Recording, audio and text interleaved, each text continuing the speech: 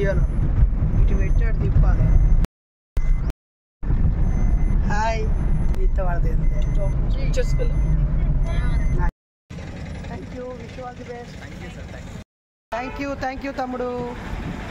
ఈ తమ్ముడు నేను టైంకు డబ్బు లేకపోతే పోయినాక గూగుల్ పే చేయని గుర్తుపట్టాడు. Thank you. అన్న కూడా మా సబ్స్క్రైబర్. థ్యాంక్ యూ అన్న. జై Bhim.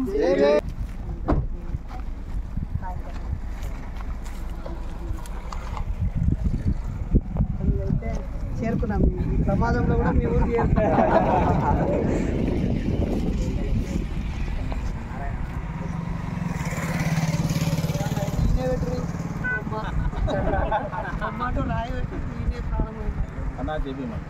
Hi heroes. వీళ్ళేనా video photo పెట్టింది? థ్యాంక్ యూ అన్న. అన్న జై భీమ్ అన్న. హాయ్. ఇంకా ఇటు దూరం కదా అన్న మన ఇల్లు. ఇంకా గట్టుకోవాలి వనపర్తి మీకెళ్ళండి. మామూలు లేదు. పొద్దునారింటికి బయలుదేరినా ఇక వస్తలేదు, అది వస్తలేదు. నా కారేమో ఖరాబ్ అయింది అన్న. జై భీమ్.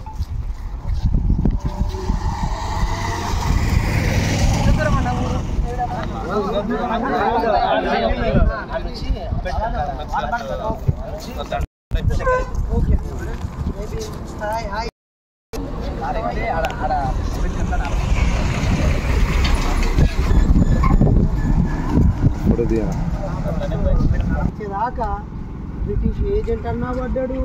ఇగో ఇక్కడ నాకు గుండెకాయ ఐడియా ఉంది కదా మీ అందరికి.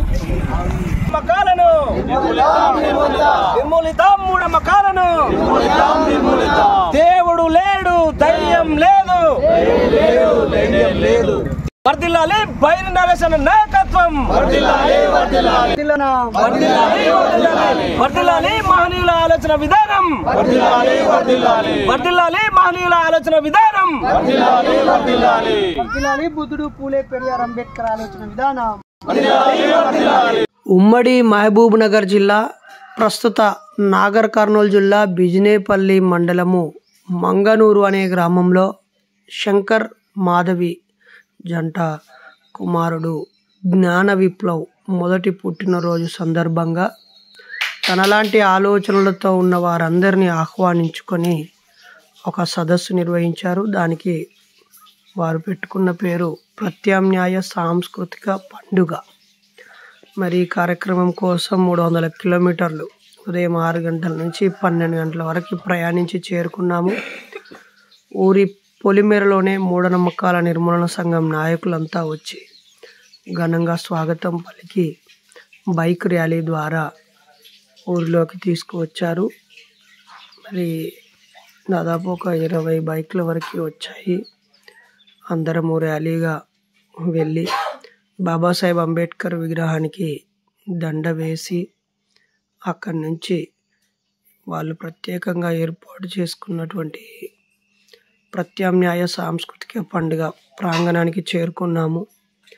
ఆటపాటలతో, మ్యాజిక్లతో, ముచ్చట్లతో, పరిచయస్తులతో, పలకరింపులతో, కొత్త కొత్త మిత్రులతో చాలా సందడిగా ఈ పండుగ సాగింది. ఇలాంటి పండుగలు మన వాళ్ళందరికీ ఎంతగానో స్ఫూర్తినిస్తాయి.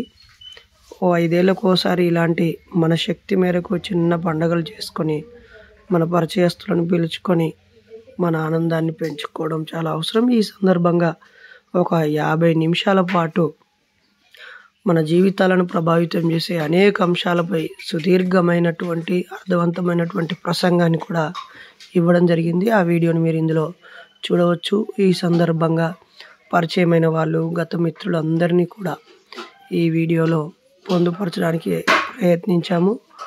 మొదటి నుండి ఇంట్లోంచి బయలుదేరినప్పటి నుండి వీడుకోలు తీసుకొని మళ్ళీ తిరిగి ఇంటికి చేరే వరకు ఒక సమగ్రమైన డాక్యుమెంటరీ లాగా ఈ వీడియోని పెట్టుకోవడం జరిగింది. మీరు ఫ్రీగా ఉన్నప్పుడే ఈ వీడియోలు చూడాలని, మీ పనులు వదిలేసి చూడొద్దని సూచిస్తూ, చూసిన వాళ్ళు మీ అభిప్రాయం కామెంట్గా రాయాలని, మన మిత్రులకు కూడా షేర్ చేయాలని కోరుతున్నాను. మొత్తం చూడండి. ధన్యవాదాలు.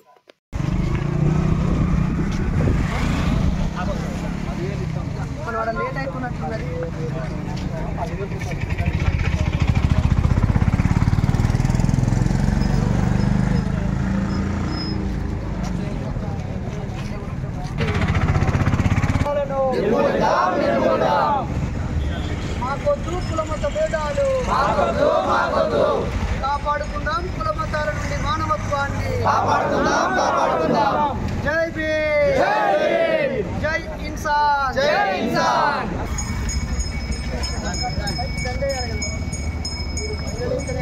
కూడా హ్యాపీ.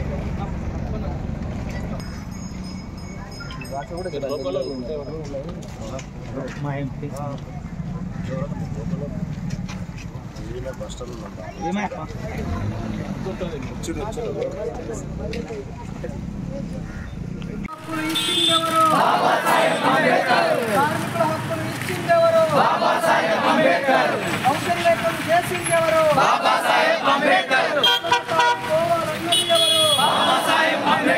బౌద్ధ మార్గం చూపిందెవరు? సమానమంటూ చాటిందెవరు? జై భీమ్, జై భీమ్, జై భీమ్.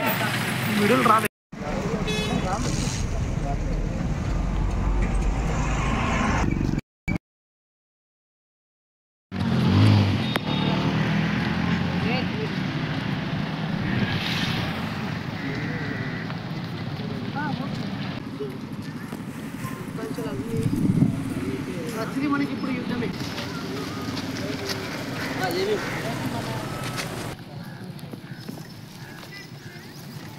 మాధవి గ్రేట్.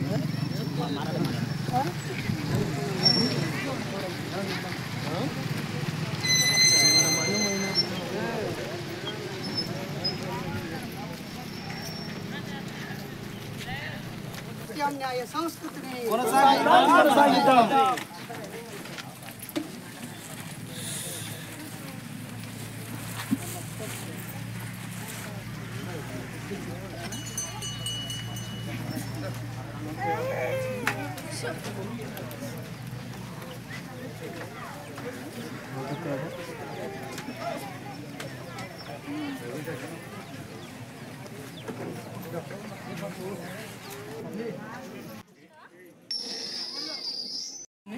ఒక 2-3 నిమిషాల్లో కేక్ వస్తుంది. రాగానే కట్ చేస్తే ఒక పని అయిపోద్ది. తర్వాత మనం భోజనానికి వెళ్దాం. ఈ 2 నిమిషాలు ఒక మంచి మాట మీ చెవిలో వేస్తా. ఈరోజు మనంతా ప్రత్యామ్నాయ సాంస్కృతిక పండగ అనే ఒక కార్యక్రమానికి వచ్చినాం. బహుశా ఈ ప్రాంతంలో ఇలాంటి పండుగ మొదటిసారి కావచ్చు. మరి ఈరోజు జ్ఞాన విప్లవ్ యొక్క మొదటి పుట్టినరోజు. నిజానికి ఈరోజు కాదు తన పుట్టినరోజు, 3 రోజుల ముందే 18వ తారీఖు రోజే, గురువారం రోజే పుట్టినరోజు. శంకర్ నాకు ఫోన్ చేసి, అన్న నా పెళ్ళప్పుడు కొంతమందిని పిలుచుకోలేదు, చిన్నోడు పుట్టినాక 21 పెద్దగా జరుపుకోలేదు, అన్నం ముట్టించే ప్రోగ్రాం చేయలేదు, పేరు పెట్టే ప్రోగ్రాం చేయలేదు, బారసాల చేయలేదు, అక్షరాభ్యాసం చేయలేదు.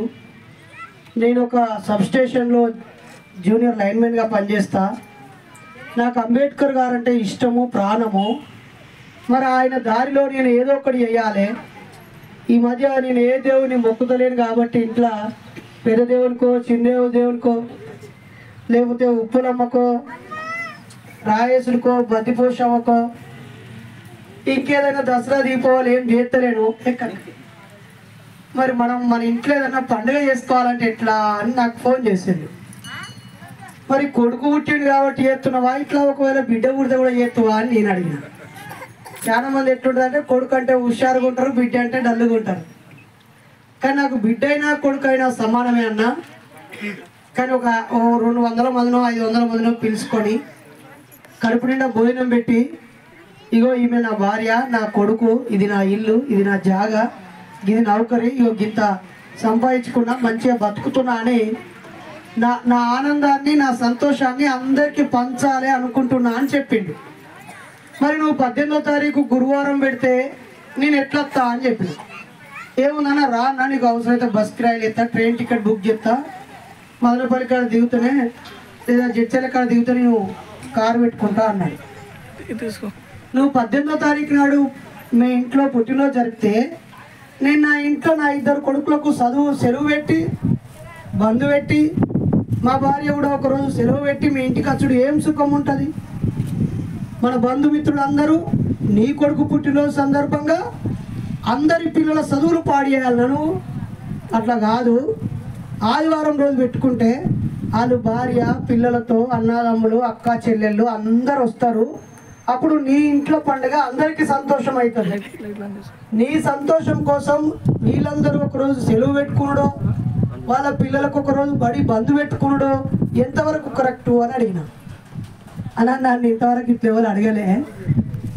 పుట్టినరోజు అంటే పుట్టినరోజు నాడే పుట్టినరోజు ఉంటుంది, కానీ 2-3 రోజుల తర్వాత ఆదివారం రోజు ఉంటుందా అని అడిగండి. ఎందుకుంటుంది? బాబాసాహెబ్ అంబేద్కర్ జయంతి ఓన్లీ 14 జరుపుతున్నావా, నెల మొత్తం జరుపుతున్నావా? జరుపుతున్నావా లేదా? జరుపుతాం కదా. ఆఖరికి పెద్ద పెద్ద పండుగలు కూడా అయ్యగారులు ఇవాళ ముహూర్తం మంచి లేదు అని చెప్పి ఒకరోజు జరుపుతారా లేదా? అలాగే యేసు ప్రభు నమ్ముకునే క్రైస్తవులు కూడా ప్రీ క్రిస్మస్ అని వారం 10 రోజుల ముంగటి నుంచే జరుపుతారా లేదా? అంటే వాళ్ళ మతాలు వాళ్ళ దేవుళ్ళు అయితేనేమో 4 రోజుల ముంగట జరపచ్చు, ఓ రోజు అటేటు జరపచ్చు. మనందరికీ మహానుభావుడిగా ఒక బతుకునిచ్చిన బాబాసాహెబ్ పుట్టినరోజును కూడా మనం 2-3 రోజుల నుంచి అటు జరుపుతూనే ఉన్నాం కదా. అట్లనే నీ కొడుకు పుట్టినరోజుని 2-3 రోజులు జరిపి ఆదివారం పెట్టుకుంటే అందరు వస్తారు, పిల్లలు వస్తారు, మంచిగా పాటలు పెట్టి డ్యాన్స్ చేద్దాము, మంచిగా తిందాము, మ్యాజిక్ చేసుకుందాము, అందరిని పరిచయం చేసుకుందామని చెప్పగానే చెల్లెలు మాధవిని అడుగు అని చెప్పగానే వాళ్ళిద్దరూ మాట్లాడుకొని వాళ్ళ అత్తగారు వైపులతో మాట్లాడుకొని ఈ ఆలోచన మంచిగా ఉందన్న, నేను ఆదివారమే పెట్టుకున్నాడు. మనం అందరం చప్పట్లతో వాళ్ళిద్దరిని అభినందించాం. నిజంగా ఇది చాలా మంచి ఆలోచన. ఎవరమైనా సెలవు రోజు మనం పండుగలు జరుపుకోవాలి, లేదా చారిత్రక రోజులు ఒక ప్రత్యేకమైన రోజులు జరుపుకోవాలి, లేదంటే మామూలు రోజులలో అయినా సాయంత్రం జరుపుకోవాలి. స్కూల్కి పోయి వచ్చి అందే తట్టు ఉండే పరిస్థితులలో జరుపుకోవాలి. మరి ఏంటి, కేక్ వచ్చిందన్న రెడీయా? మరి నేను కేక్ అని చెప్పి వీళ్ళు మళ్ళీ ముచ్చడి చెప్తారని తిట్టుకుంటారు, అందుకని కేక్ వచ్చేదాకా నేను మాట్లాడు. అయితే ఈ ప్రత్యామ్నాయ సాంస్కృతిక కుటుంబ పండుగ అనేది ఎవరైనా జరుపుకోవచ్చు. ఒక చావు సందర్భం తప్ప అన్ని సందర్భాలలో ఈ పండుగ జరుపుకోవాలి. మనం ఇళ్ళకి వచ్చే పండుగకి ఇదే బ్యానర్ పెట్టుకోవచ్చు. పేరు పెట్టేదైనా, పుట్టినరోజైనా, మ్యారేజ్ డే అయినా, ప్రమోషన్ వచ్చినా, మీ ఇంట్లో ఏ రోజైతే సంతోషంగా జరుపుకోవాలనుకుంటావో ఆ రోజుకి మనం ఆల్టర్నేట్ కల్చరల్ ఫ్యామిలీ ఫెస్టివల్ జరుపుకోవాలి. అంతే, చాలా సింపుల్ లాజిక్. ఇందులో ఏమేమి ఉంటాయి? ప్రత్యామ్నాయ సంస్కృతి అంటే ఏమిటి? ఒక సంస్కృతి అంటే ఒక ప్రాంతంలో నివసించే ప్రజల యొక్క భాష, ఆటపాటలు, భోజనము, బట్టలు, పండగలు, పబ్బాలు, పెళ్ళిళ్ళు, పేరెంటాలు, కుటుంబ ఫంక్షన్స్ అన్నిటిని కలిపి సంస్కృతి అంటారు. ఏదైనా ఒక ప్రాంతంలో వాళ్ళు ఎట్లా బతుకుతున్నారో వాళ్ళ బతుకు విధానాన్ని సంస్కృతి అంటారు. ఇప్పుడు మన బతుకు మనం బతకట్లేదు. మనం ఏం తినాలో వేరే వాళ్ళు డిసైడ్ చేస్తారు, మనం ఎటువంటి బట్టలు వేసుకోవాలో వేరే వాళ్ళు డిసైడ్ చేస్తారు, మనం ఏ పండుగలు జరుపుకోవాలో వాళ్ళే డిసైడ్ చేస్తారు, ఏ రోజు సెలవు పెట్టుకోవాలో వాళ్ళే డిసైడ్ చేస్తారు. ఈ రోజు అయితే ఏకంగా ఒక కొడుకున్న వాళ్ళు అందరూ పైసలు అడకచ్చుకొని గాజులు పెట్టుకునే సంస్కృతి, పిండాలు పెట్టుకునే సంస్కృతి, చచ్చిపోయిన శవాలని పెట్టెలో పెట్టే సంస్కృతి, ఇంకొంతమంది అవి పట్టుకపోయి గంగలు కలిపే సంస్కృతి. మనది కాని సంస్కృతి మన మీద డ్యాన్స్ చేస్తుంది. మనం మంది కోసం మనం అది చేస్తూ ఉన్నాం.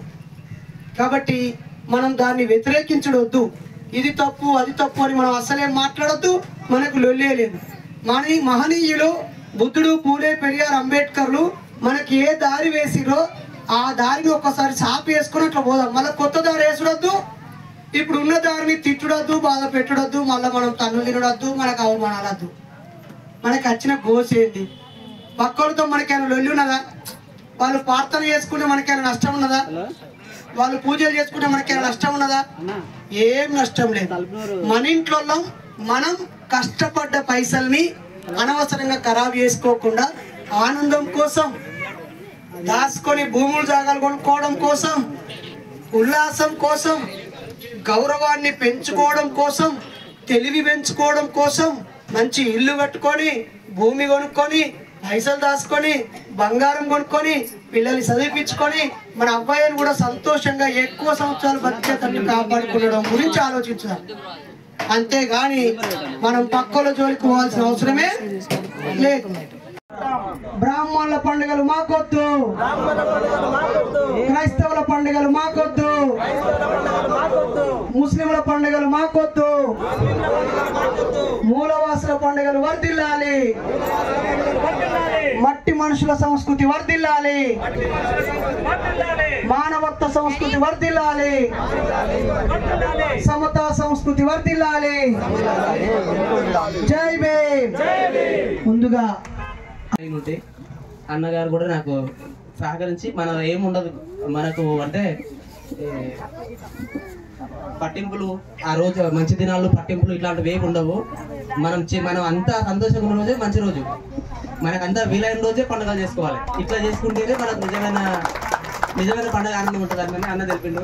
సరే అట్లానే అన్నమాట ప్రకారం నేను ఈరోజు మా బాబు బర్త్డేను ఏర్పాటు చేస్తున్నాను. జై భీమ్. అందరూ బ్లాక్ షర్ట్ వాళ్ళు అందరు ఇక్కడికి ముందుకు రావాలి. ఫాస్ట్గా ఎంఎన్ఎస్ నాయకులు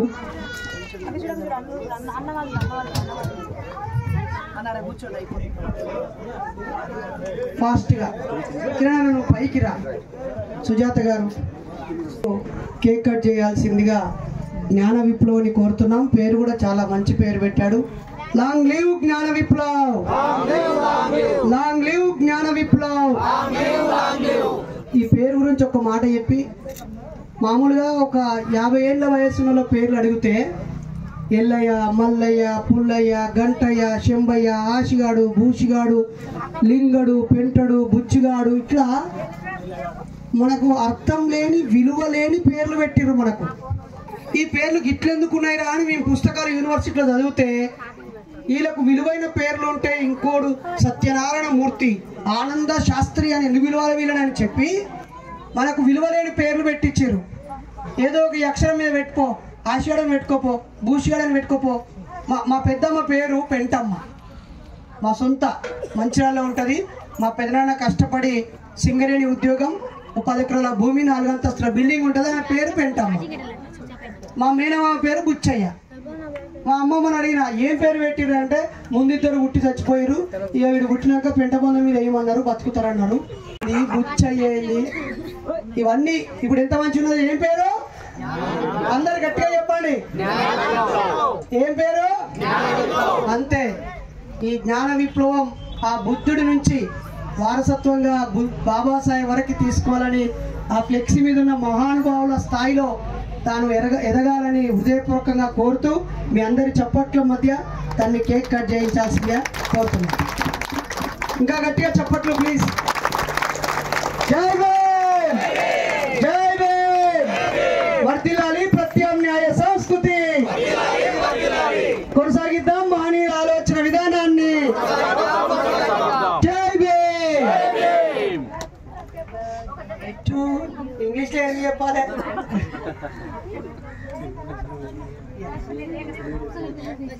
మనకు మనం ఎట్లా తయారైనామంటే కేక్ కడిగేస్తేనే పుట్టినరోజు, ఆ దీపాలు ఉప్పులు ఊస్తేనే పుట్టినరోజు, హ్యాపీ బర్త్డే టు యూ అని అలా మధ్యలో గాడ్ బ్లెస్ యూ అంటేనే పుట్టినరోజు అయినట్టు ఫీల్ అవుతాం. అదేం కాదు, అందరం మంచిగా సలహా బతుకంటే అయిపోయారు. అందరికి డిస్ట్రిబ్యూట్ చేసేయండి. ఒక గిఫ్ట్ తెచ్చినాం. చిన్న నరేంద్ర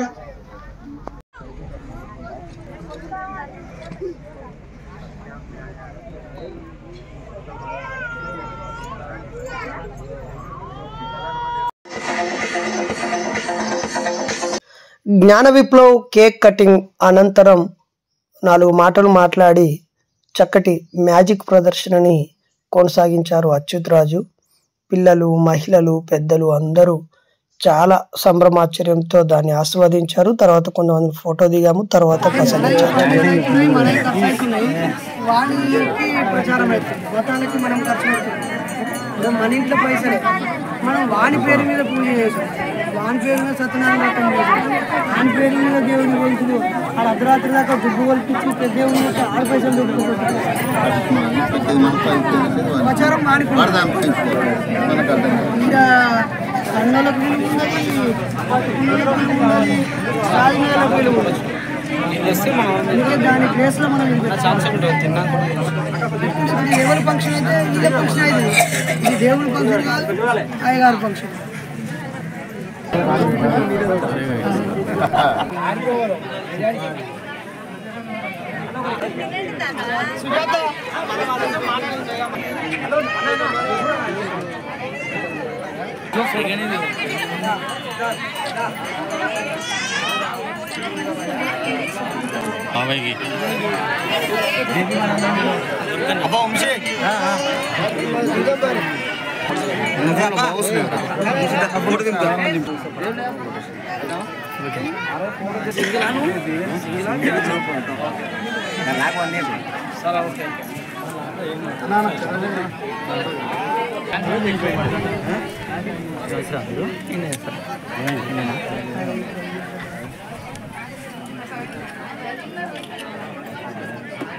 రమేష్ గారు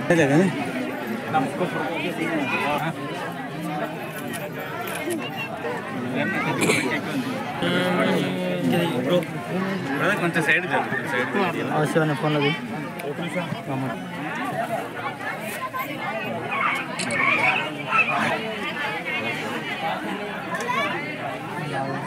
వద్దున్నా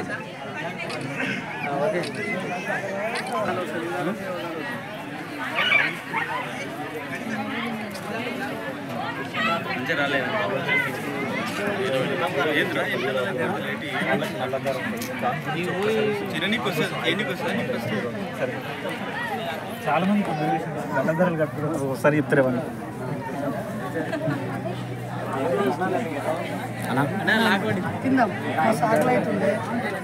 ప్లీజ్ అన్న కొంచెం లాస్ట్ ఫుడ్ లాస్ట్ ఫుడ్ సరే తిన్నాయి ఒక్క ఫోటో అన్న లాస్ట్ ఏమనుకోకూడదు, మళ్ళీ వస్తాం తిన్నాక ప్రోగ్రామ్ ఇది ఒకటే లాస్ట్. వాట్సాప్ చేస్తా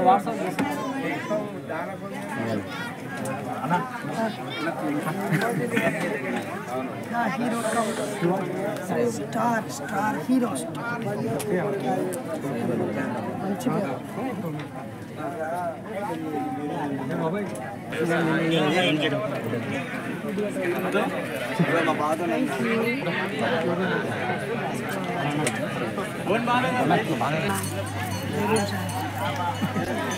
సరే అన్నది నాకు వస్తా అన్నది మేస్త్రి పని చేస్తూ నిర్వహించుకున్నాడు.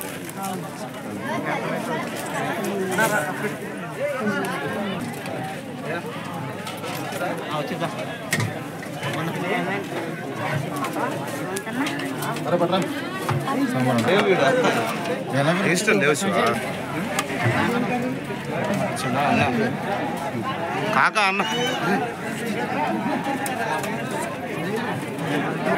మటన్ పని చేయాలి కాకండి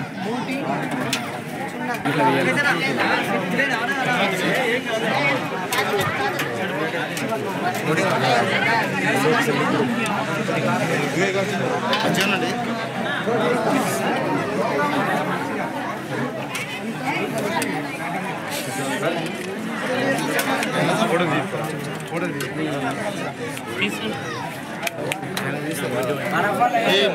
దగ్గర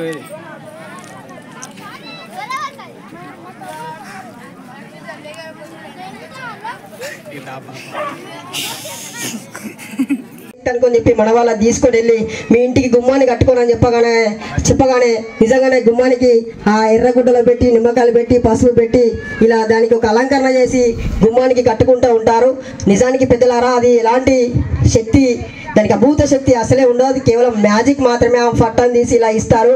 దాన్ని నిజంగా చూసి మనము ఏదో అని చెప్పేసి మన వాళ్ళు తెలియక మనకి ఇంతకాలం జ్ఞానం చెప్పే వాళ్ళు లేక ఇది అభూత శక్తి అనుకొని మన వాళ్ళు నమ్మి మోసపోతూ ఉన్నారు. కాబట్టి ఇదంతా ఒక మ్యాజిక్కో జిమ్మిక్కో లాజిక్కో అనుకోవాలి తప్ప దాని వెనకాల మాయనో మంత్రమో శక్తో అభూత శక్తి ఉందని చెప్పి నమ్మి మోసపోవద్దని చెప్పేసి మేము ఇలాంటి మ్యాజిక్లు చేసి విద్యార్థుల్లో కావచ్చు లేదా జనాల్లో మన గ్రామాల్లో కావచ్చు మేమంతా వెళ్ళి మ్యాజిక్లు చేస్తూ ఈ విధంగా సైన్స్ను ప్రచారం చేస్తూ ఉన్నాం.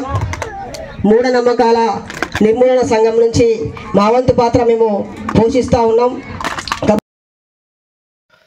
అచ్యుతరాజ్ తమ్ముడు మరియు ప్రశ్నోదయ్ మ్యూజిక్ ఆపరేట్ చేస్తూ ఉంటే, జ్ఞానోదయ్ మ్యాజిక్ అసిస్టెంట్గా సపోర్ట్ చేస్తూ ఉంటే, కెమెరామెన్గా నరేంద్ర మరియు పర్సనల్ కెమెరామెన్గా సుమంత్ అన్ని షార్ట్ వీడియోస్ తీస్తూ ఉన్నారు. సుజాత హాయిగా నవ్వుతూ ఇద్దరు పిల్లలు మ్యాజిక్ సపోర్ట్ చేస్తూ ఉంటే చూస్తూ ఉంది. అచ్యుతు మంత్రతంత్రాలు మాయలు ఎలా ఉంటాయో చేసి చూపిస్తూ, ప్రొఫెషనల్ మ్యూజిషియన్స్ చేసేటువంటి ఆశ్చర్యం కలిగించే మ్యాజిక్లన్నీ చేశారు. ఈ మ్యాజిక్లన్నీ కూడా ఈ పుట్టినరోజు కార్యక్రమానికి ప్రత్యేక ఆకర్షణగా నిలిచాయి. చేతిపై మంటలు రాసుకుంటూ ఎలా బాబాలు స్వామీజీలు మోసం చేస్తారో చేసి చూపించారు. ఇసుకని కాయిన్స్గా ఎలా చేస్తారో చూపించారు. పచ్చగడ్డి మీద నీళ్ళు చల్లితే ఎలా మంటలు అంటుకుంటాయో చూపించారు. మాంత్రికులు రంధ్రాలు ఉన్నటువంటి జల్లెడలో నుంచి వాటర్ కిందికి గారకుండా ఎలా ఆపుతారో చూపించారు. అంతేకాకుండా నోట్లో మంటలు వెలిగించి చూపించారు. నాలుకకి అటు ఇటుగా శూలం గిచ్చి చూపించారు. ఇలా నోట్లో నీళ్లు పోసి గ్లాసులో అమ్మితే ఎలా రక్తం వస్తుందో కూడా చేసి చూపించారు. ఇలా అనేక మ్యాజిక్లు చేసి చూపించడం జరిగింది.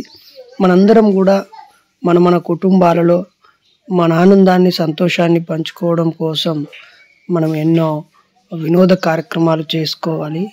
అవి ఎంత తక్కువ ఖర్చుతో ఉంటే అంత మంచిది, ఎంత తక్కువ సార్లు అయితే అంత మంచిది. ఇప్పటికే మనం చాలాసార్లు అనేక రకాల ఖర్చులు చేస్తూ నష్టపోతూనే ఉన్నాము. దీని గురించి అందరూ ఆలోచించాలని ఈ సందర్భంగా కోరుతూ ఉన్నాము. మరి ఈ మ్యాజిక్ అనంతరం నేను ఒక 45 నిమిషాల పాటు ప్రసంగించాను. ఆ తర్వాత చక్కగా వీడుకోలు తీసుకొని ఊరు చివరి వరకు వచ్చి సాగనంపారు. మరి అందరికీ పేరు పేరున కృతజ్ఞతాభివందనాలు. జై భీమ్, జై ఇన్సాన్.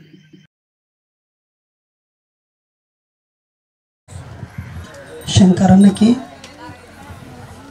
వాళ్ళ మిస్సెస్కి, మరీ ముఖ్యంగా జ్ఞాన విప్లవ్, వాడు మామూలుగా లేడుగా. ఆయన సూపు చూస్తే ఇక్కడ చాలా మందిలో సూపు చూసేటట్టే ఉన్నాడు. అంతేనా? ఈ ఫోటో ఎవరు సెలెక్ట్ చేసినా కానీ సూపర్ ఉంది. బాబాసాహెబ్ చూపినట్టుగా సూట్ వేసుకున్నాడు. అలాగే చుట్టూ ఉన్న అజ్ఞానాన్ని చూస్తున్నాడు. నా కొడకల్లారా, నేను పుట్టినరా, మా అయ్య చేసే కాడికి చేసిండు, ఇక నేను చూస్తా వాని సంగతి అని చెప్పి ఓ సూపు చూస్తున్నట్టుగానే ఉన్నాడు. Really great. అలాగే ఫ్లెక్సీ మీద వాళ్ళ స్నేహితుల ఫోటోలు, స్కూల్ డే ఫోటోలు, ఇది బాగుంది. ఇట్లా పెట్టుకోవాలి మనం. ఇట్లా అందంగా అలంకరించుకొని బహిరంగంగా టెంట్ వేసుకొని బంధుమిత్రులను పిలుచుకొని మన ఆనందాన్ని పంచుకోవాలి. మహా అంటే దీనికో 30-40 వేలు ఖర్చు అవుతుంది కావచ్చు. కానీ మనం 30-40 వేలు పెట్టి బద్రీనాథ్కో, కేదారీనాథ్కో, మక్కాకో, మదీనాకో, జెరూసలేంకో, లేకపోతే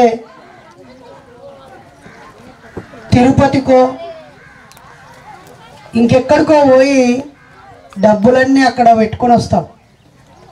కానీ అక్కడ ఇట్లా పట్టపగలు ఉండదు. తోపులాటల జనాలలో ఉంటావు సత్త ఏ రాత్రి వస్తుందో నీకు దర్శనం తెలియదు. పోనీ దర్శనం అయిందా, ఏం దర్శనం అయిందంటాడు, ఏం సమాధానం ఉండదు. చూసి వచ్చినామంటారు అంతే. మనమే పోవాలి, మనమే పైసలు ఖర్చు పెట్టుకోవాలి. కానీ మనం ఎందుకు ఖర్చు అయినాయో లెక్క ఉండదు, పత్రం ఉండదు. కానీ ఇక్కడైతే ఏ అన్న వచ్చిండు, ఏ తమ్ముడు వచ్చిండు, ఏ అక్క వచ్చింది, ఏ ఆడబిడ్డ వచ్చింది, ఏ చెల్లి వచ్చింది, బంధువులు ఎవరెవరు వచ్చిరో కడుపు నిండా షేక్ హ్యాండ్ ఇచ్చి స్వాగతం పలకొచ్చు, తిన్నరా అని ప్రేమగా అడగొచ్చు. అలాగే మారన్నం వేసుకోమని బతిమాలొచ్చు. నవ్వు ముఖంతో హాయిగా మాట్లాడుకొని ఫోటోలు దిగి ఇగో ఇది మా కుటుంబ విజయం, మా విజయం వెనకాల వీళ్ళ సహకారం ఉన్నదని ప్రకటించుకొని ఆనందంగా వెళుతున్నప్పుడే ఇంటికి వెళ్ళిపోవచ్చు. మొదట్లో ఇప్పుడు నడిచే పండుగలన్నీ ఇలాగ మొదలైనవే. క్రమక్రమంగా ఆ పండగకు కారణమైన జ్ఞాన విప్లవకు విలువ లేదు, దాన్ని నిర్వహించే వాళ్ళ అమ్మా నాన్నకు విలువ లేదు, వాళ్ళని కన్న వాళ్ళ తాతలకు అమ్మలకు విలువ లేదు. మధ్యలో ఒక మత పెద్ద వస్తాడు, వాళ్ళ లిస్టు కోసం మనం పని చేసుకోవడం అవుతుంది, వాళ్ళ ముహూర్తం కోసం మనం ఫంక్షన్ చేసుకోవడం అవుతుంది. వాడు ఏ చేయమంటే అది చేయాలా, మనకు సుఖం ఉంటుందా అంటే సుఖం ఉండదు. మళ్ళీ అక్కడ ఏదో ఒక దేవుడి పూజ చేస్తాడు, ఏదో ఒక దేవుడి మంత్రం వాడతాడు, ఏదో ఒకటి చేసేసి తన కాళ్ళు మొక్కు అంటాడు. ఆ బైబిల్లోనో లేకపోతే తన ఆరతి పల్లెంలో పైసలు పెట్టమంటాడు. డిమాండ్ చేసుకొని పైసలు వసూలు చేసుకొని వస్తువులని సంచులు వేసుకొని పోతాడు. అంటే ఇక అయిపోయింది, మీకు అన్నీ పోయినా ఇక మంచిగా జరుగుతుంది అంటాడు. మంచి జరగాలంటే మనం మంచి వాళ్ళతో స్నేహం చేయాలి, మంచి వాళ్ళ గురించి చదవాలి, మంచి ఆలోచనలు అలవాటు చేసుకోవాలి. అప్పుడు చెడును గుర్తిస్తూ దూరం పెట్టుకుంటూ ఉండాలి. ఓ తాగే అలవాటు, సిగరెట్ అలవాటు, గుట్కా అలవాటు, లేకపోతే గొడవలు పడే స్వభావమో, కోపమో, ఇతరులను గౌరవించకపోవడమో, చులకన చేసే భాషను ఇంకేదైనా ఉంటే చెడును తొలగించుకుంటూ పోతే మంచి మిగులుతుంది. కానీ మంచి చెడు లేదు, అంత దేవుడి దయ అనేటువంటి పరిస్థితిలోకి వెళ్ళిపోయాం. దయచేసి అందరం ఒకసారి జై భీమ్, జై భీమ్. శంకర్ మాధవిల కుమారుడికి పుట్టినరోజు శుభాకాంక్షలు తెలియజేస్తూ నన్ను ఈ కార్యక్రమానికి ఒక వక్తగా లేదా కొన్ని మంచి విషయాలు చెప్పే వ్యక్తిగా లేదా మూఢనమ్మకాల నిర్మూలన కోసం పనిచేసే ఒక కార్యకర్తగా నన్ను పిలిచినందుకు కృతజ్ఞతలు. మిత్రులారా, ఇప్పుడిప్పుడే మనందరం తెలివికి వస్తున్నాం, ఇప్పుడిప్పుడే చదువుకుంటున్నాం, చదువు విలువ తెలుస్తుంది. ఇంతకాలం మన తాతలు ఈ రాష్ట్రంలో, ఈ దేశంలో ఎక్కడ ప్రాజెక్టులున్నా, ఎక్కడ రోడ్లున్నా, ఎక్కడ డ్యాములు కట్టాల్సి వచ్చినా, ఎక్కడ కాలువలు తవ్వాల్సి వచ్చినా పొట్ట చేత పట్టుకొని వలస వెళ్ళి పాలమూరు బిడ్డలంతా వేరు చోట్ల నిర్మాణంలో వాళ్ళ రక్త మాంసాన్ని ధారపోసేళ్ళు. ఆ తర్వాత హైదరాబాద్ మహానగరాన్ని నిర్మించిళ్ళు.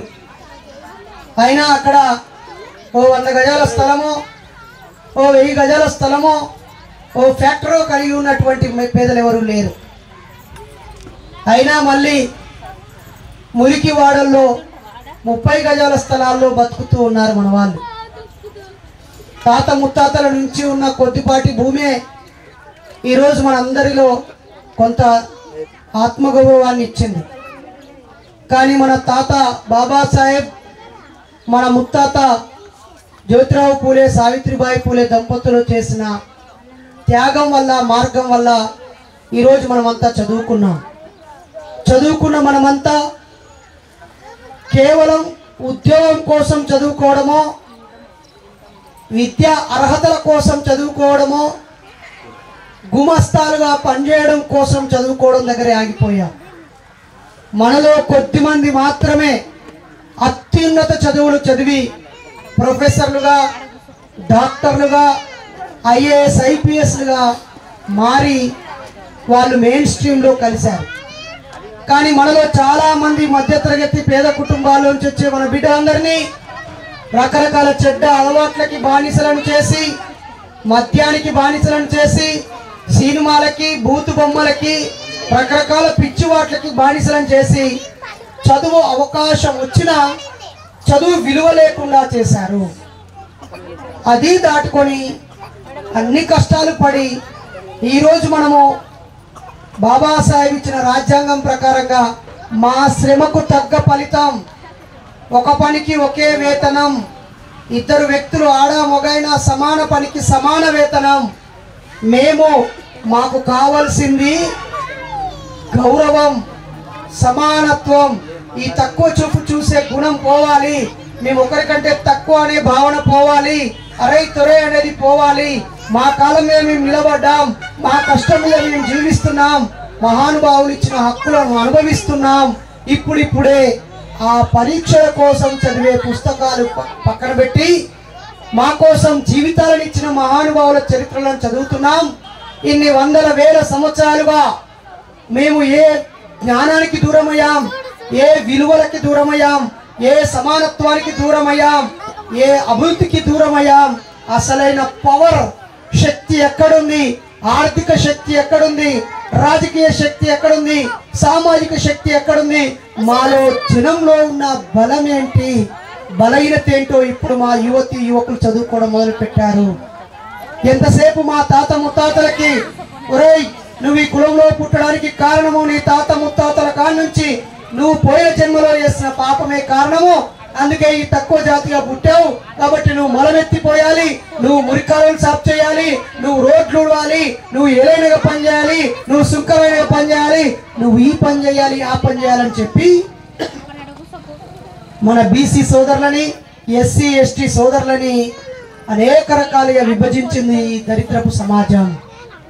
మరి ఈ సమాజంలో ఈ విభజన జరిగినాక దీన్ని తొలగించకుండా స్వాతంత్రం వస్తే ఏం లాభం? ఈ కులాన్ని పోగొట్టకుండా ఎవడు ముఖ్యమంత్రి అయితే ఏమి లాభం? ఒక మనిషిని ఎక్కువ తక్కువ అని చూశాక ఇక మనం ఎంత సంపాదించి ఏమి లాభం, ఎంత చదువుకొని ఏమి లాభం? కానీ మనం ఎంత సంపాదించినా, ఉద్యోగం సంపాదించినా, డబ్బు సంపాదించినా, పెద్ద చదువులు సంపాదించినా, తెలివితేటలు సంపాదించినా మనల్ని అజ్ఞానము, మూఢత్వము, భయముతో మళ్ళీ వాళ్ళ చెప్పు చేతుల్లోనే పెట్టుకుంటున్నారు. అందుకే ప్రియమైన యువతి యువకులారా, మా అన్నలారా, పెద్దలారా, ఒక్కసారి ఆలోచించండి. మీ ఇంట్లో పోగైన సంపద, మీరు కొన్న ఫ్లాటు, మీ ఇల్లు, మీ భూమి జాగా, మీ ఇంట్లో ఉన్న డబ్బులు బంగారం వెనకాల ఏ దేవుడి దయా దాక్షిణ్యాలు లేవు. మీరు కష్టపడకుండా పుక్యానికి రాలే ఆ డబ్బులు, అవన్నీ మీ కష్టార్జితం. ఇంకా మీరు కష్టపడి సంపాదించిన చాలా డబ్బుల్ని మతాల పేరుతో, దేవుళ్ళ పేరుతో, గుడి గోపురాల పేరుతో, భక్తి పేరుతో ఒకవైపు దోసుకుంటున్నారు. మరొక వైపేమో నీలో ఉన్న నమ్మకాన్ని ఆసరాగా చేసుకొని నువ్వు గట్టిగా ఉంటే నీ భార్యని, నీ కూతుర్ని, నీ తల్లిని పట్టుకొని నీ కొడుకు ఏదో అవుతుంది నువ్వు ఈ పూజ చేయాలి, నీ భర్తకి ఏదో అవుతుంది నువ్వు ఆ వ్రతం చేయాలి, నీ బిడ్డకేమో అవుతుంది నువ్వు ఈ హోమం చేయాలి. ఇదేది కాదంటే నీకు శని పట్టుకుంది, నువ్వు ఆ పూజ చేయాలి, ఈ పూజ చేయాలి, ఈ గుడికి వెళ్ళాలి, ఆ గుడికి వెళ్ళాలి, ఈ డబ్బులు ఖర్చు పెట్టాలి. అరే నాయనా, ఈ బతికే దేవుడు బతుకోని పుట్టించిందని అనుకుంటే మరి మన బతుకు మనం బతకకుండా మన దేవుడిని పూజించుకుంటూ బతుకుడేది? అరే ఇప్పుడు అనుభవించే కష్టాలన్నీ పోయిన జన్మలో చేసిన పాపాలైతే మరి ఇప్పుడు అనుభవించేది ఇప్పుడు మళ్ళీ లెక్క రాసుకుంటాడు. ఇప్పుడు కట్టేదే వడ్డీ డబ్బులే, మళ్ళీ వడ్డీకి వడ్డీ వేసుడేది? ఇప్పుడు మనం ఇట్లా బతకడానికి కారణము పోయిన జన్మలో చేసిన పాపం అని అనుకున్నట్లయితే ఓకే, ఇప్పుడు నేను దెబ్బలు తిన్నా, నన్ను కొట్టిర్రు, నాకు యాక్సిడెంట్ అయింది, నా కాలు ఇరిగింది అనుకో, ఇదంతా పోయిన జన్మలో చేసిన పాపం వల్ల ఇప్పుడు ఇవన్నీ జరుగుతాయి. మళ్ళీ నువ్వు ఇప్పుడు పుణ్యం చేయాలంటే ఏంటి, ఇప్పుడు దాన ధర్మాలు చేయాలంటే ఏంటి, ఇప్పుడు పూజ చేస్తే మారిపోతుంది అంటే ఏంటి? ఇదంతా ముందే రాసి పెట్టిందని మీరే చెప్తారు. మళ్ళీ ఇప్పుడు నువ్వు ఇదంతా తప్పు చేస్తున్నావు, రాసి పెడుతున్నావు, దేవుడు చూస్తాడు. అరే ఇదంతా ఇట్లా ఏపించినోడు దేవుడేనే, మళ్ళీ ఇప్పుడు నేను చేసే పొరపాట్లు చూస్తాడు, రాస్తాడు, మళ్ళీ పరలోకం ఎక్కడ ఉన్నదిగా? ఎంత గాయదిగా మనల్ని ఆగం చెప్తారో చూడు. మొన్న మా పెద్దనాన్న, మా నాన్న, మా చిన్నాన్న ముగ్గురు కలిసి మంచిగా వండుకొని మా తాత మా అమ్మ ఇద్దరి బొందల కాడ గోరి కట్టించుకున్నారు. ఆ గోరి మీద పెట్టి పోసి మొక్కుతా ఉన్నారు. మళ్ళీ కాకి తింటుందని చూస్తారు. ఈ బలగం సినిమా వచ్చినాక మళ్ళా మొదలైంది కథ. ఒరే కాక నేను అన్నా మా పెద్దవాపును, అరే నరేషు నువ్వు ఏనన్నా మాట్లాడుకో మీటింగ్లో కానీ నువ్వు ఇలా మాట్లాడకురా అన్నాడు. ఎందుకు మాట్లాడద్దే? కాదు నువ్వు కాదే ఇప్పుడు మన నానమ్మ చచ్చిపోయింది 2005లో. నేను యూనివర్సిటీ ఉస్మానియా యూనివర్సిటీకి పోయినప్పుడు చచ్చిపోయింది. ఆమె శవం అక్కడ ఉన్నాను, నేను కౌన్సిలింగ్ కోసం పోయినా. ఆమె దానం చేసిన నేను చూడలే. మరి అప్పుడెప్పుడో 19 ఏళ్ళ కింద 19 ఏళ్ళ క్రితం చచ్చిపోయే 3 నెలలు ఇల్లు ఇడిచి పెడుతుంది. తర్వాత అందరం కలిసి బొందకడ పెడుతుంది, బొక్కలు పెట్టుకుపోయి కాళేశ్వరంలో కలుపుతుంది. అయ్యగారు ఏదో ఆవుదానం చేయమంటే చేస్తుంది, లేకపోతే ఏదో పూజ చేయమంటే చేస్తుంది. అయిపోయా కాకి ముట్టే. మళ్ళీ ఇప్పుడు 19 ఏళ్ళ తర్వాత మళ్ళీ బొంద మీద పెడితే పాపం ఆమె పుట్టే సచ్చే ఆమె ఆత్మ గిలగిల గిలగిల కొట్టుకునే మనవాడ కోడిగుడ్లు చుట్ట అప్పుడు వాళ్ళు చుట్ట ఆడబెట్టి ఇంత బీర్ల ఇంత కాళ్ళు శాఖం మొక్కి బెల్లం శాఖం మొక్కి మంచి ఆయాలు చేయాలన్నీ మటన్ ముక్కలన్నీ పెట్టి దండం పెడుతుంది. ఆమె తినే ఆత్మ శాంతించి ఆమె జీవం పోయి ఇంకో దాంట్లో వచ్చే. ఇప్పుడు 19 ఏళ్లకు మళ్ళీ బొంద మీద పెడితే ఇప్పుడు పాత జీవం ఉరికొచ్చి మళ్ళీ తింటదా? నువ్వు ఇట్లా అడగకురా. అరే ఇప్పుడు ఒక ఏడాది దాకా ఆత్మ గిలగిల కొట్టుకున్నది. మన ఆత్మ తిరిగింది. ఆత్మ మన గొడవల చంద్రయ్య బిడ్డను పట్టింది. ఆమె తిట్టి మన గొడవ పెట్టుకున్నారు. గొల్ల చంద్రయ్య బిడ్డను పట్టింది, తిట్టుకున్నాం. తర్వాత బచ్చల రాముల బిడ్డను పట్టింది మన తాత, తిట్టుకున్నాం, గొడవ పెట్టుకున్నాం. పంచాయతీ దాకా వాయ సర్పంచ్ రామన్న పిలిపించే పోలీస్ స్టేషన్ దాకా వాయ. ఇప్పుడు వాళ్ళకు శాంతి పెట్టింది మన 4 సార్లు కలిసి అయ్యగారు. అయ్యగారు ఏం చేసిండు? నవధాన్యాలతో పూజ చేసిండు. ఆత్మ శాంతించింది పోరా అన్నాడు. ఇప్పుడు ఆత్మ శాంతించడానికి ఎటో వెళ్ళిపోయింది కదా ఆత్మ. మళ్ళీ ఇప్పుడు 19 ఏళ్లకు మళ్ళీ బొంద మీద పెడితే పాతాత్మ ఎక్కడి నుంచి వస్తుంది? మీరు ఏడాది మళ్ళీ పట్టుకుపోయి పెడతారు. అంటే ఎన్ని సంవత్సరాల క్రితం ఉన్న ఒక్కసారి కూడా సాటిస్ఫై కాదు అయ్యా. పాప ఆమె ఆత్మ అయ్యే పానం పుట్టే మనిషి పుట్టే ఆత్మ గిలగిల తిరిగే మీరు పెట్టగానే తినే సాటిస్ఫై అయ్యే. మళ్ళీ ఈ సంవత్సరం మళ్ళీ పెడితే ఆత్మ ఏడు తిరిగి రావాలి నీకోసం. అందుకే ఆత్మలుండయి మరో జన్మే ఉండదు. ఒకటే జీవితం. ఈ జీవితంలో నలుగురి నవ్వుకు కారణంగా దుఃఖానికి కారణం కాకు, నలుగురి బాగుపడడానికి కారణంగా నాశనం కావడానికి కాదు. నిన్ను కన్నోళ్ళను, నిన్ను కట్టుకున్నోళ్ళను, నీ కడుపులో పుట్టినోళ్ళను, నీ తోడ పుట్టినోళ్ళను, నీతో పనిచేస్తులను, నీ చుట్టూ ఉండే మనుషుల్లో దేవుళ్ళని ఎత్తుక్కో. వాళ్ళకు సహాయం చేయి, వాళ్ళ దుఃఖాన్ని తుడవడానికి ప్రయత్నించు. వాళ్ళ నవ్వుకును కారణంగా. ఈయనేమో పక్కతో మాట్లాడు 10,000 పట్టుకపోయి ఉండి లేచేస్తాడు. ఎదురోడు ఏడుతా అంటే 5 రూపాయలు బదలియడు, 2,000 అప్పియడు. కానీ 50,000 1,00,000 పట్టుకుపోయి ఉండిలో పడేస్తాడు. లేని దేవుడికి పైసలు ఖర్చు పెడతారు. లేని దేవుడికి మనల్ని ముట్టుకొని అయ్యగారు కాలు మొక్కి పైసలు ఇస్తారు. పాస్టర్ అయ్య దేవునితో దోస్తాను ఉంటాడు పాస్టర్ అయ్య, కానీ ఆయన బైబిల్లో మాత్రం 1000 నోట్లు పెడతా ఉంటారు. బుద్ధుడైనా, స్వామి వివేకానంద అయినా, రామకృష్ణ పరమహంస అయినా, ఈ చిన్న జీయర్ స్వామి అయినా, ఆఖరికి ప్రవచనాలు చెప్పేటువంటి చాగంటి కోటేశ్వరరావు అయినా అందరూ ఏం చెప్తారంటే దేవుడు ఉన్నాడా లేడా అనేది పక్కన పెట్టి నీ చుట్టూ ఉన్న మనుషులని ప్రేమించు అని చెప్తారు. కానీ ఈరోజు మనుషులని ప్రేమిస్తున్నారా? కోడల్ని అత్త గౌరవిస్తున్నదా? అత్తను కోడలు గౌరవిస్తున్నదా? ఇద్దరు అన్నదమ్ములు ప్రాణానికి ప్రాణంగా ఉంటున్నారా? గొడవలు, తిట్టుకోవడం, బాధ పెట్టుకోవడం, అవమానించుకోవడం. కానీ లేని దేవుడి గురించి ఆలోచించడం, స్వర్గం గురించి, నరకం గురించి, పరలోకం గురించి వాస్తు అంటాడు, జ్యోతిష్యం అంటాడు, జాతకం అంటాడు. ఎంతమంది కాళ్ళకు దారాలు ఉన్నాయో. ఓహో మీరంతా తక్కువ జాతులు కాబట్టి కాళ్ళకు దారం పట్టుకున్నారా? మేము తక్కువ జాతులము. ఇది 1918 కంటే ముందే, 1918 కంటే ముందే ఒక శ్రీముఖం అంటే ఒక ఆర్డర్ దారి శ్రేమిని, అరే తక్కువ జాతులు తక్కువ కులపోలు అందరూ మిమ్మల్ని చూస్తే మీరు మంచిగా సూటు బూటు వేసుకొని పెద్ద కులపోల లెక్క కనిపిస్తారు. కాబట్టి మీరు ఎంత పెద్ద కులముల లెక్క డబ్బు సంపాదించి తెల్లబట్టలు వేసుకున్నా మీరు తెల్లబట్టలు వేసుకోవద్దు, మీరు అంగి వేసుకోవద్దు, మీరు కాళ్ళకు చేతులకు మెడకు దారం కట్టుకోవాలి. మీరు చూడగానే వీడు తక్కువ జాతోడు అని మేము గుర్తించాలి అని చెప్పి ఒక ఆర్డర్ వేస్తే ఈ దారాలు మొదలైనవి. ఈ మధ్య ఈ 5-6 ఏళ్ళ నుంచి హీరోయిన్లు కట్టుకునే, సీరియళ్ళ కట్టుకునే, టీచర్లు కట్టుకునే, డాక్టర్లు కట్టుకునే, ఒకడేమో అన్న కట్టిందని, అమ్మ కట్టిందని, ఫ్రెండ్ కట్టిందని, చెల్లె కట్టిందని. కట్టింది మనిషే కావచ్చు, కట్టింది దారమే కావచ్చు, కానీ ఈ దారం మీద కట్టుకోవాలనే ఆలోచన ఎందుకు వచ్చిందంటే ఇది తక్కువ జాతులను గుర్తించడం కోసం వచ్చింది. కాబట్టి మీలో ఎవరైనా మెదడు లేనోళ్ళు, తలకాయ లేనోళ్ళు, నాకు ఆస్తి అక్కర్లేదు, నాకు విలువ అక్కర్లేదు, నాకు చదువు అక్కర్లేదు, నేను తక్కువ జాతిలో పుట్టినా, నేను తక్కువ జాతి వ్యక్తిని అని చెప్పి ఎదుటోళ్ళకు తెలియజేసుకోవడం కోసం మీకు మీరు ఆనందంగా నల్లదారాలు కట్టుకుంటే అది మీ ఇష్టం.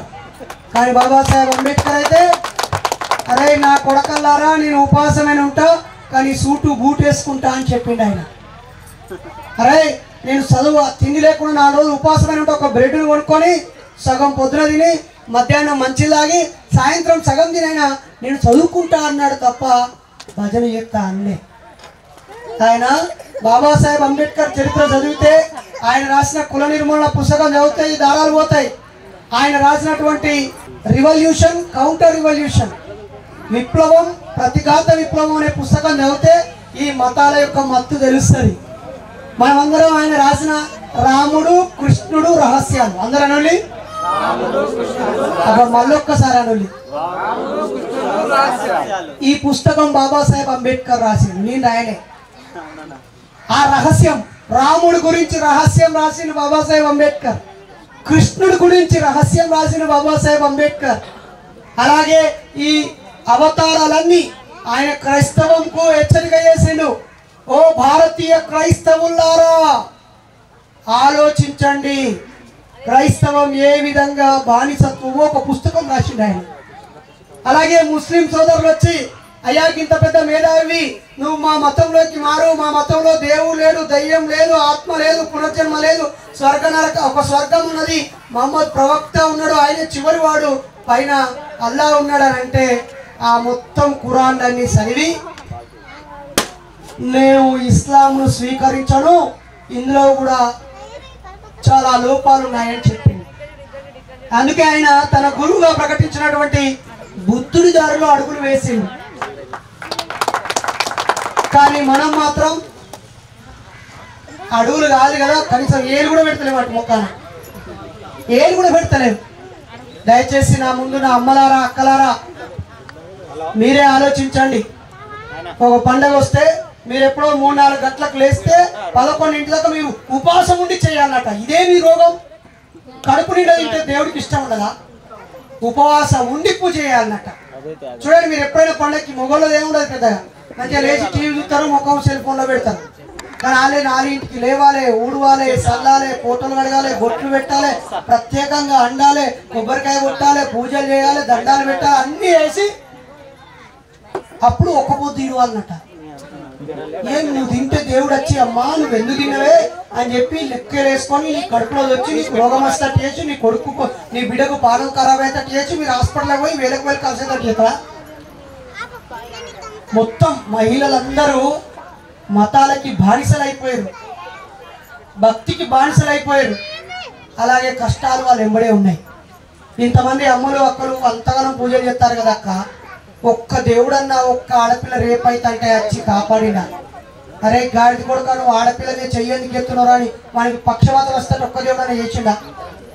రేపు అయోధ్యలో రాముడి విగ్రహానికి అయ్యగారులు అందరూ కలిసి వేద మంత్రాలతో ప్రాణం పోతారట.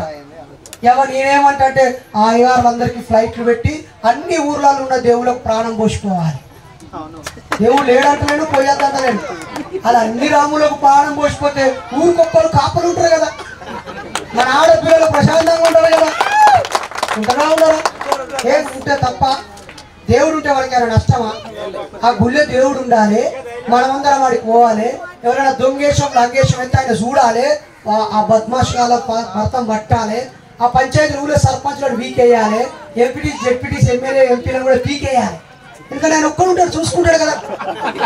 ఈ ఎన్నికలు ఎందుకు, ఈ పైసలు ఖర్చు ఎందుకు, ఈ పార్టీ వాడు ఆ పార్టీ వాడిని, ఆ పార్టీ వాడు ఈ పార్టీ వాడు, ఈ గోత ఎందుకు వాళ్ళకి ఎందుకు? ఊరికొక దేవుడు ఉండి ఆయన ప్రాణంతో ఉండి అమ్మ నీ కష్టమేంది ఏ అని ఇట్లా కన్నెర్ర చేస్తే కథం అయిపోతాం కదా. ఆ గీత కాడ కొట్టుకుండేందుకు, ఆ భూమి జాగా మాదని తొన్నుకుండేందుకు అందరం పోయి ఆడుండి దండం పెట్టుకున్నాం, తప్పేం లేదు. ఊరికొక దేవుడు ప్రాణంతో ఉండాలి. ఉంటే రాత్రి సీసీ కెమెరా పెట్టడం అవసరం లేదు, ఇళ్ళకు తాళాలు వేసుకోవడం అవసరం లేదు. ఎన్ని తాళాలు కూడా వేసుకుంటారు. అయినా 4 రోజులు ఊరికి పోదామంటే అక్క కొంచెం దూరం మా ఇంటి మొక్కాలా, పానం అంతా విడిగం విడిగం విడిగం విడిగం. ఈ పోలీసు వాళ్ళకి నమ్మకం ఎందుకు? మీకు అవతల పడేయాలి పోలీసు నౌకర్లు. ఎందుకంటే ఊరికొక నీతివంతుడు న్యాయవంతుడు ప్రాణంతో ఉన్న దేవుడు ఉన్నాడు కదా. పోలీసు వాళ్ళు కాపరా ఎందుకు? కిలోమీటర్కి ఒక విగ్రహానికి ప్రాణం పోయాలి, వాళ్ళ చేతులకు గన్ను పెట్టాలి. ఈ మిలిటరీలకు 13 లక్షల కోట్లు ఖర్చు వస్తాయి కదా. ఈ చర్చిలో ఉద్యోగాలు వీకేయాలి. జడ్జిలు ఎందుకు ఇంకా న్యాయం చెప్పడానికి?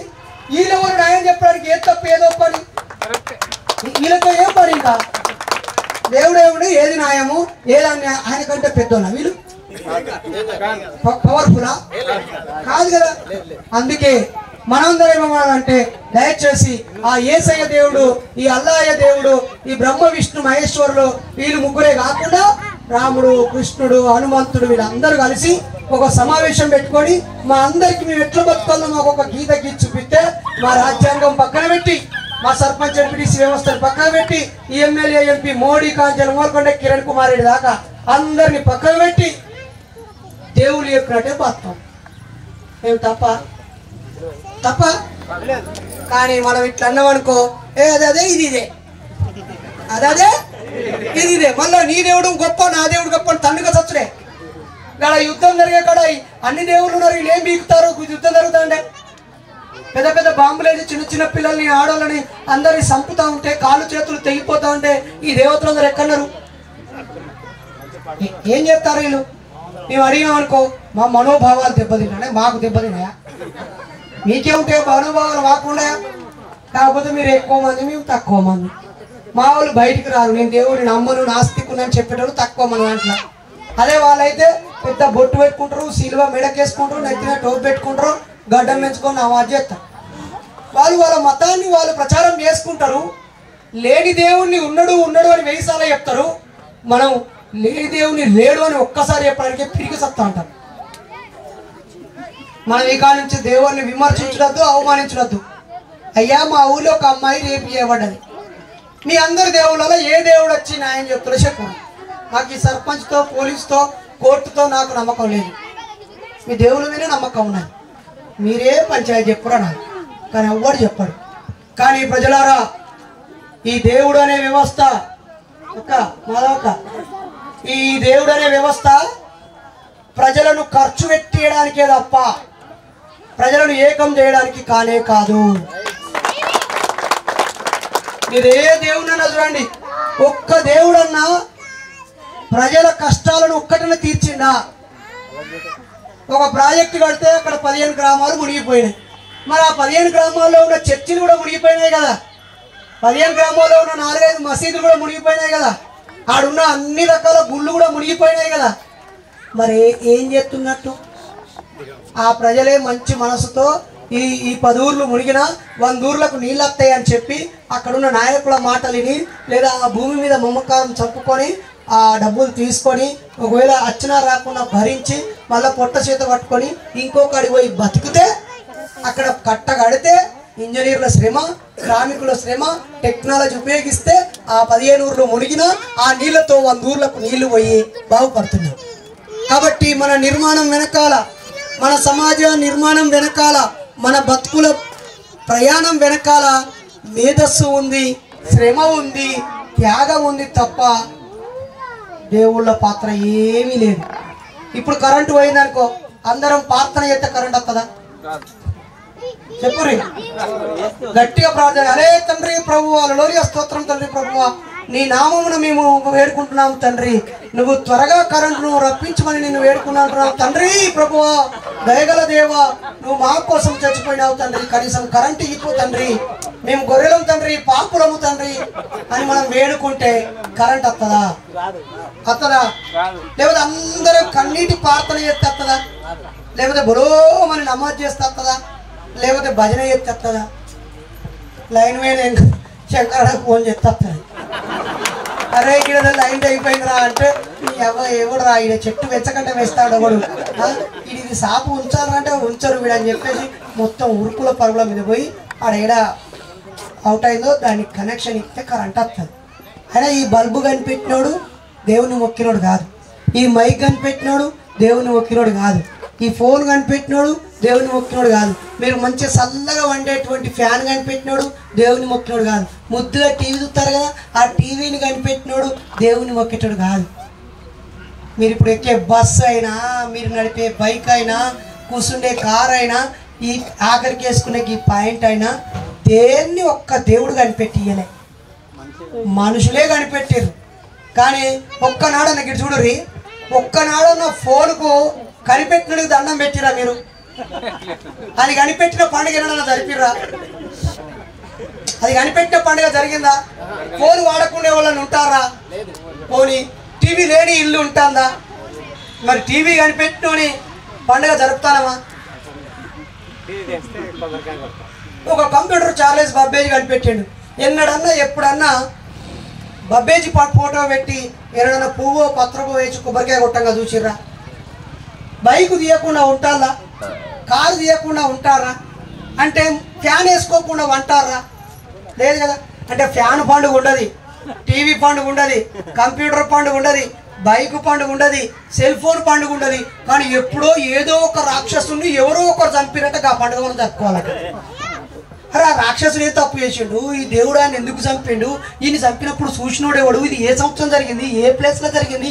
ఎందుకు జరిగింది? అది జరగడం వల్ల ఇప్పుడున్న మన బతుకే ఉపయోగం జరిగిందని ఎవ్వరు ఆలోచించారు. పండుగ జరపాలంటే జరపాలి అంతే. కానీ మరి ఫోన్ కొనుక్కున్నావు కదా, ఫోన్ పండుగ జరిపినావా? అంటే భూమి, ఈరోజు భూమి మనందరికి ఎంత విలువైనో తెలుసు. భూమి పండుగ జరుపుతానమా? గాలి పండుగ జరుపుతానమా? పచ్చని అడవి పండుగ జరుపుతానమా? ప్రకృతి పండుగలు ఏమైనా జరుపుతానమా? అన్నీ పోయినాయి. మొన్న నేను ఒక 15 రోజుల పాటు పాడేరు ఏజెన్సీ అడవి గ్రామాలకు వెళ్ళిన. అక్కడ బతుకులు చూస్తే వాళ్ళు హిందువులు కాదు, ముస్లింలు గారు, క్రైస్తవులు కాదు. వాళ్ళకి మన ఏ పండుగతో సంబంధం లేదు. అడవిలో గోంగూర పండుగ జరుపుకుంటారు, చిక్కుడుగాయ పండుగ జరుపుకుంటారు. తెలుసా? ఇంట వినబడుతుందా మీకు? చిక్కుడుగాయ పండుగ అంటే తెల్లటి పువ్వు పూసి ఆ చిక్కుడుగాయలు పచ్చగా చిక్కుడుగాయలు అయ్యి మంచి గోడిచలు కాస్తాయి కదా, వాటిని తెంపుకున్నప్పుడు కుల పెద్దలు కలిసి అవి తెంపుకోవడానికి ముందు ఒక ఆవునో ఎద్దునో కోసి అందరు కోళ్ళు పెట్టి ఇది చిక్కుడుగాయ పండుగ అని చెప్పి ఆ తెల్లారి నుంచి చిక్కుడుగాయలు తెంపుకుంటారు. గోంగూర చల్లుకుంటారు కదా, గోంగూర పెరిగినాక అది పీక్కొని ఆకులు తెంపుకొని మనం గోంగూర చట్నీ వేసుకొని తింటాం కదా, గోంగూరకు ఒక పండుగ జరుపుతారు. తర్వాత భూమి దున్నడానికి ఒక పండుగ జరుపుతారు. పండుగ అంటే 10 మంది కలిసి వాళ్ళ ఆనందాల్ని పంచుకోవడానికి, పెంచుకోవడానికి, వాళ్ళ దుఃఖాల్ని చెప్పుకొని తగ్గించుకోవడానికి అందరూ కలిసి ఒక చోట గుమిగూడడానికి కోరిందే కదా తప్ప పండుగ అంటే ఏంటో కాదు. అది జరగడం వల్ల నిన్న ఇంట్లో పండుగ అనుకో, నా దుఃఖం మీకు చెప్పుకోవాలి, నా అప్పులు, నా కష్టము, నా అభివృద్ధి, నా ఆనందము, నా కష్ట సుఖాలన్నీ చెప్పుకోవడానికి పండుగ. అంతేగాని దేవుళ్ళ పండుగలు అయిపోయినాయి తప్ప మనుషుల పండుగలు లేవు.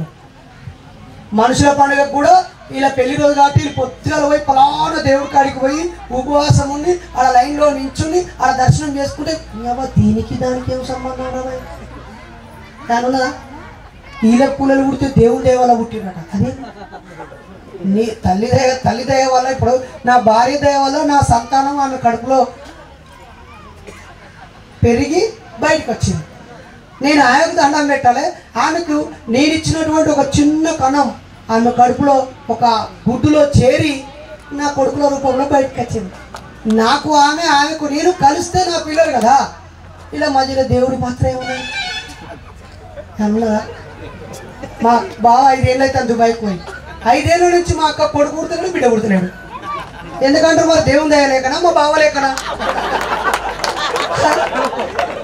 కానీ మీరు చెప్పండి. దేవుడు తర్వాత కొడుకు పుట్టినాక మా 5 ఏళ్ళకి మా బావ వస్తే దేవుని దయ వల్ల పుట్టిండు బావ అంటుకుంటాడా?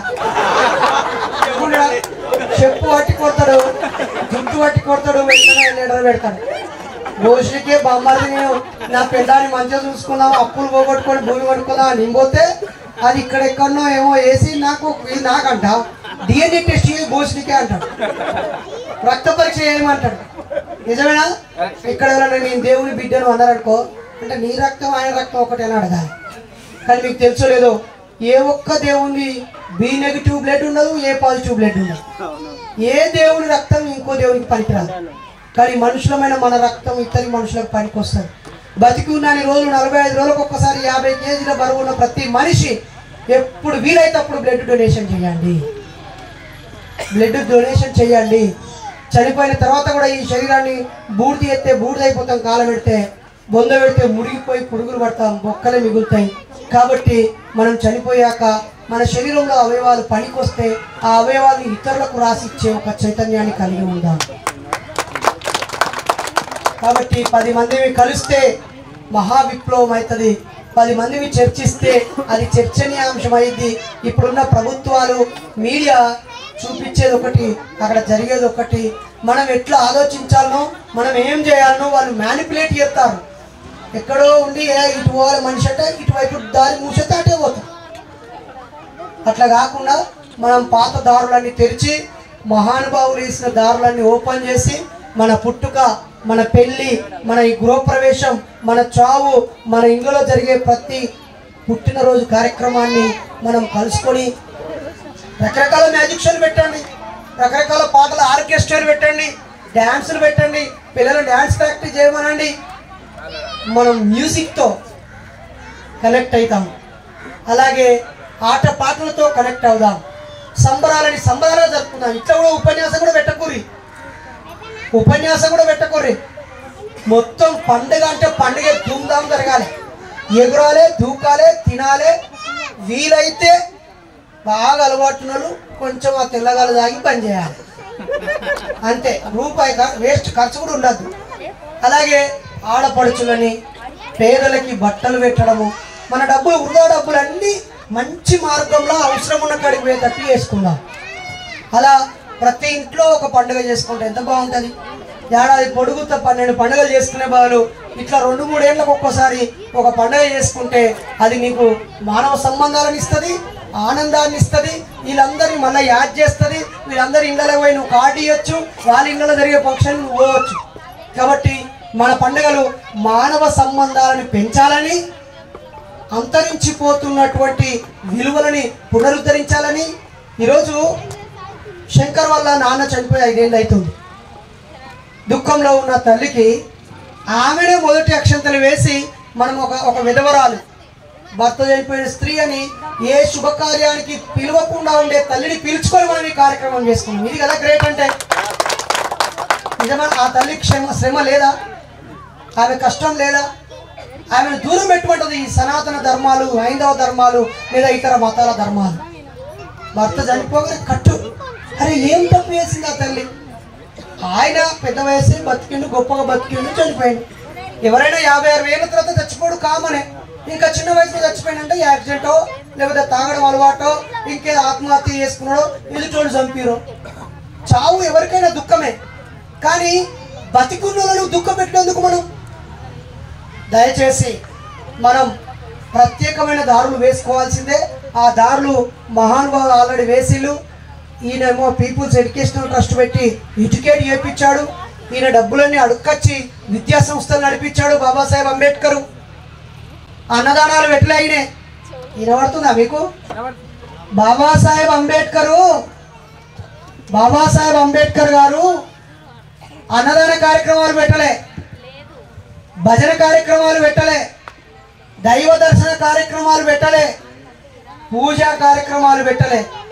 బాబాసాహెబ్ అంబేద్కర్ తాను సంపాదించిన డబ్బు కాకుండా 10 మంది దగ్గర డబ్బు అడగచ్చైనా ఆయన విద్యా సంస్థలను స్థాపించాడు.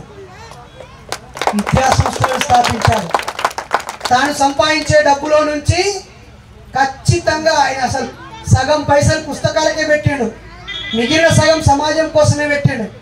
ఆయనంటూ ఒకవేళ డబ్బు దాచుకొని ఉంటే టాటా బిర్లాల కంటే ధనవంతుడు అయ్యేటోడు. ఈరోజు ప్రపంచంలో అన్ని దేశాల్లో ఆయనకు ఆస్తులు ఉండేవి.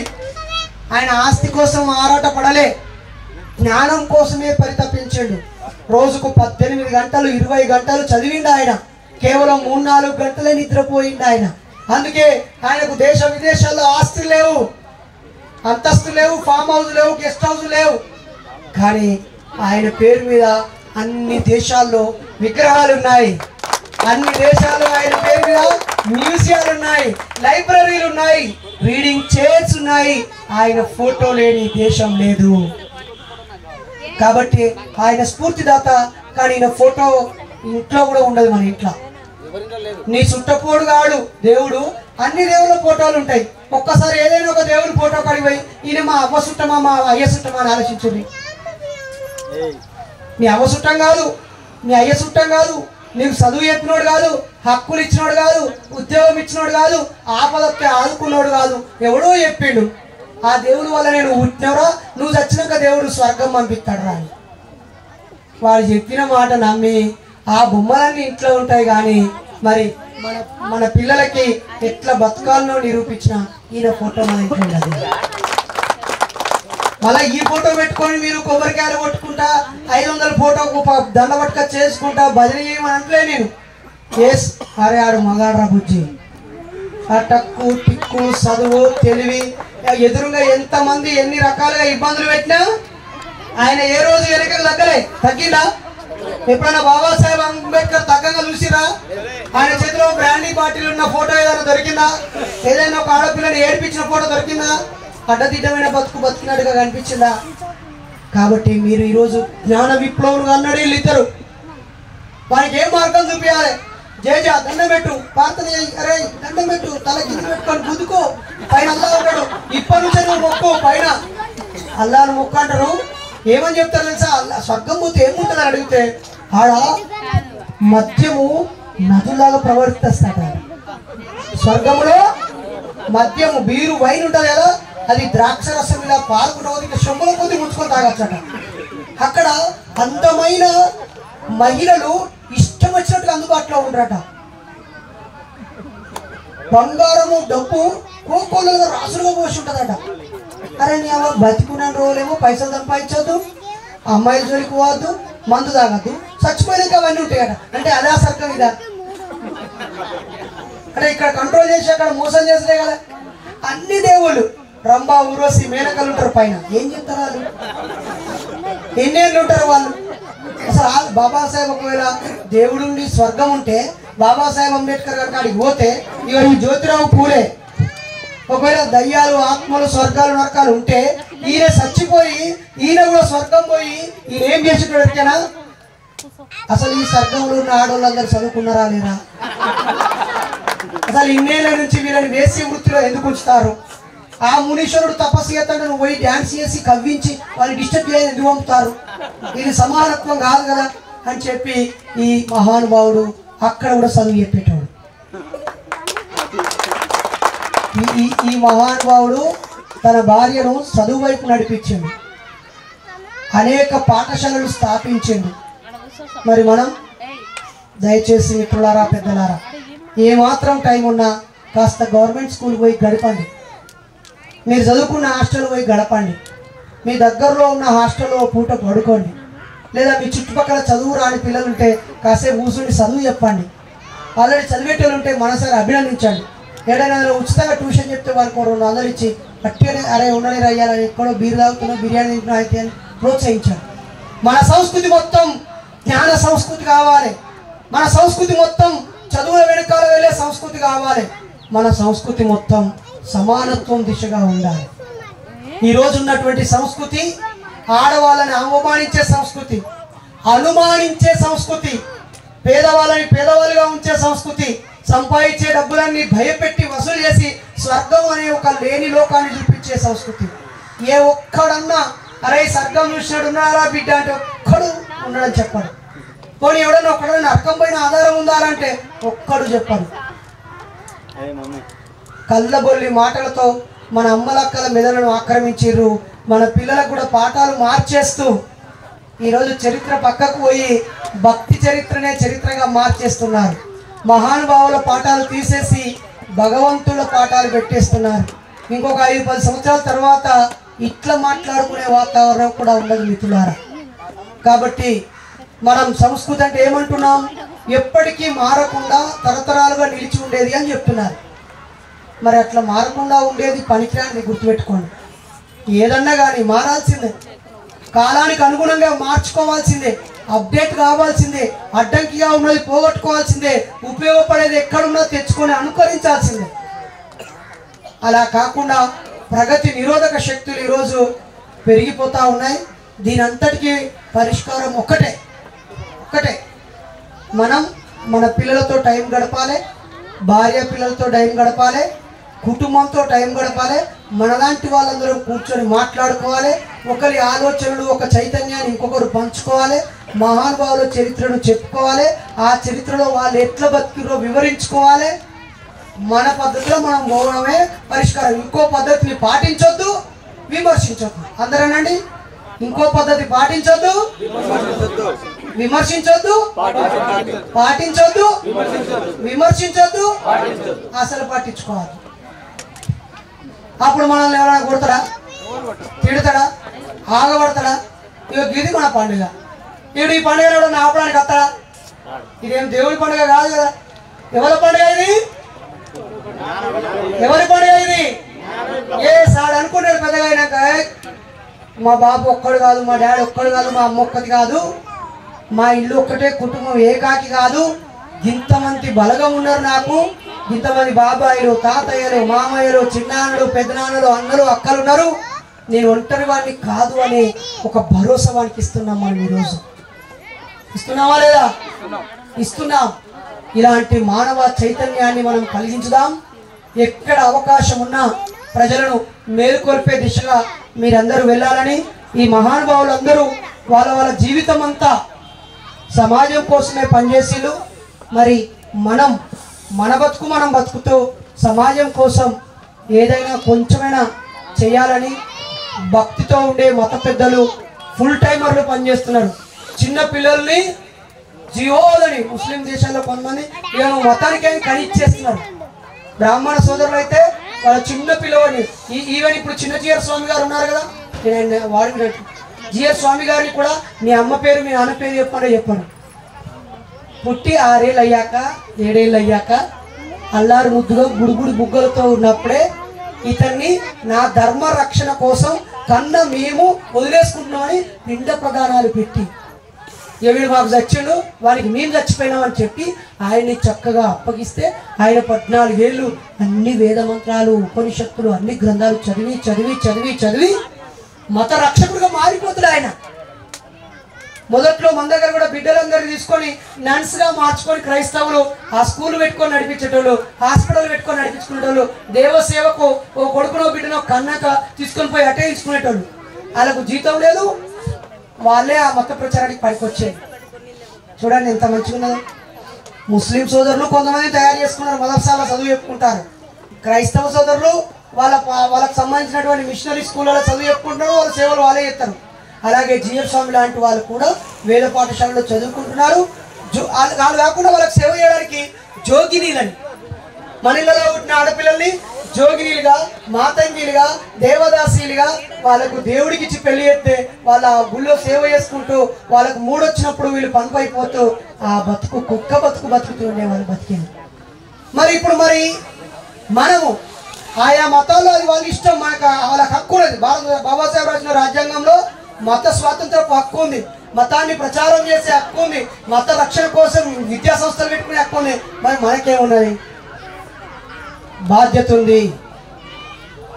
వాళ్ళ బిడ్డల్ని మొత్తమే మతానికి ఇచ్చేయచ్చేమో, కానీ మన జీవితం మొత్తం ఎక్కలేదు, మన బిడ్డలు ఎక్కలేదు.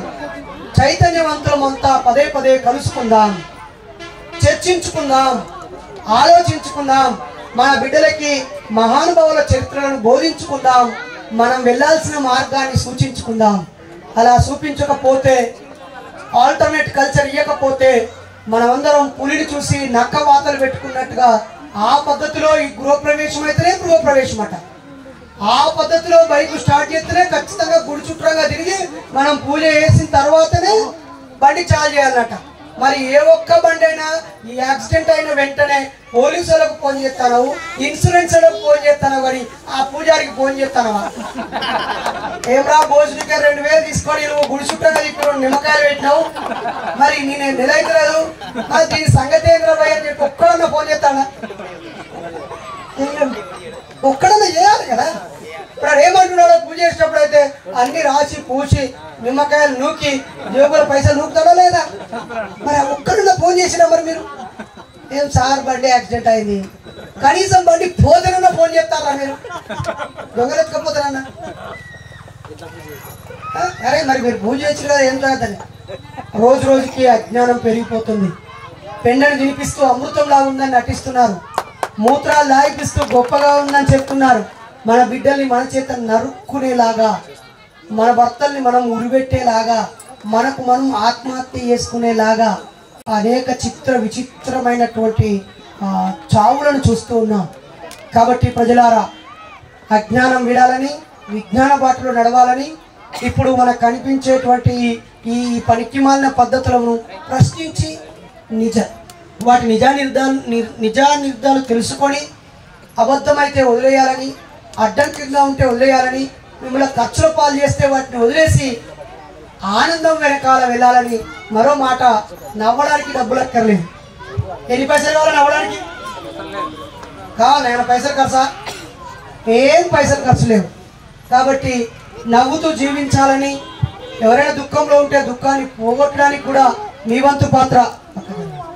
వంతు పాత్ర మీరు పోషించాలని, మానవ విలువలతో కూడిన మహనీయుల సంస్కృతి సాంప్రదాయాల్ని మళ్ళీ పునరుద్ధరించుకోవాలని ఈ సందర్భంగా కోరుతూ, మతాల బ్లాక్మెయిల్కి బానిసలు కావద్దని, వాడు రెచ్చగొడితే రెచ్చిపోయి గొడవలకు కారణం కావద్దని, ఆవేశం అస్సలే రావద్దని, కోపం నీ పేదరికం మీద రావాలి, నీ అచేతన స్థానం మీద రావాలి, లేదా నీ పీడనకు నీ వెనుకబడుతనం మీద కోపం రావాలి తప్ప దేవుని మీద, మతం మీద, ఎదుటి వ్యక్తి మీద కోపం తెచ్చుకోవద్దు. తెచ్చుకుంటే మనకే నష్టం ఎక్కువ. మన చేతిలో రాజ్యం లేదు, అధికారం లేదు, భూమి లేదు, డబ్బు లేదు, కంపెనీలు లేవు, మీడియా లేదు, మన వెనకాల ఎవరూ లేరు. ఉన్నదల్లా కటిక దారిద్ర్యం, పేదరికం. మనల్ని కూడా వెనుకకు లాగేటోడు, విమర్శించేటోడు, అవమానించేటోడు, కించపరిచేటోడు, పీడితుడు, బీదవాడు అందరూ వెనకబడ్డోళ్ళే అని అనుకున్నారు. కాబట్టి జ్ఞానంతో వాళ్ళని బయటపడేద్దాం, ఉపాయంతో, తెలివితో మనల్ని చైతన్యపరచుకుందాం. ఆ క్రమంలో అందరూ చదవాలని, ఆధారాలతో ప్రశ్నించాలని, మీ కుటుంబాల్లో నుంచి అజ్ఞానాన్ని తీసి బయటెత్తే చాలు.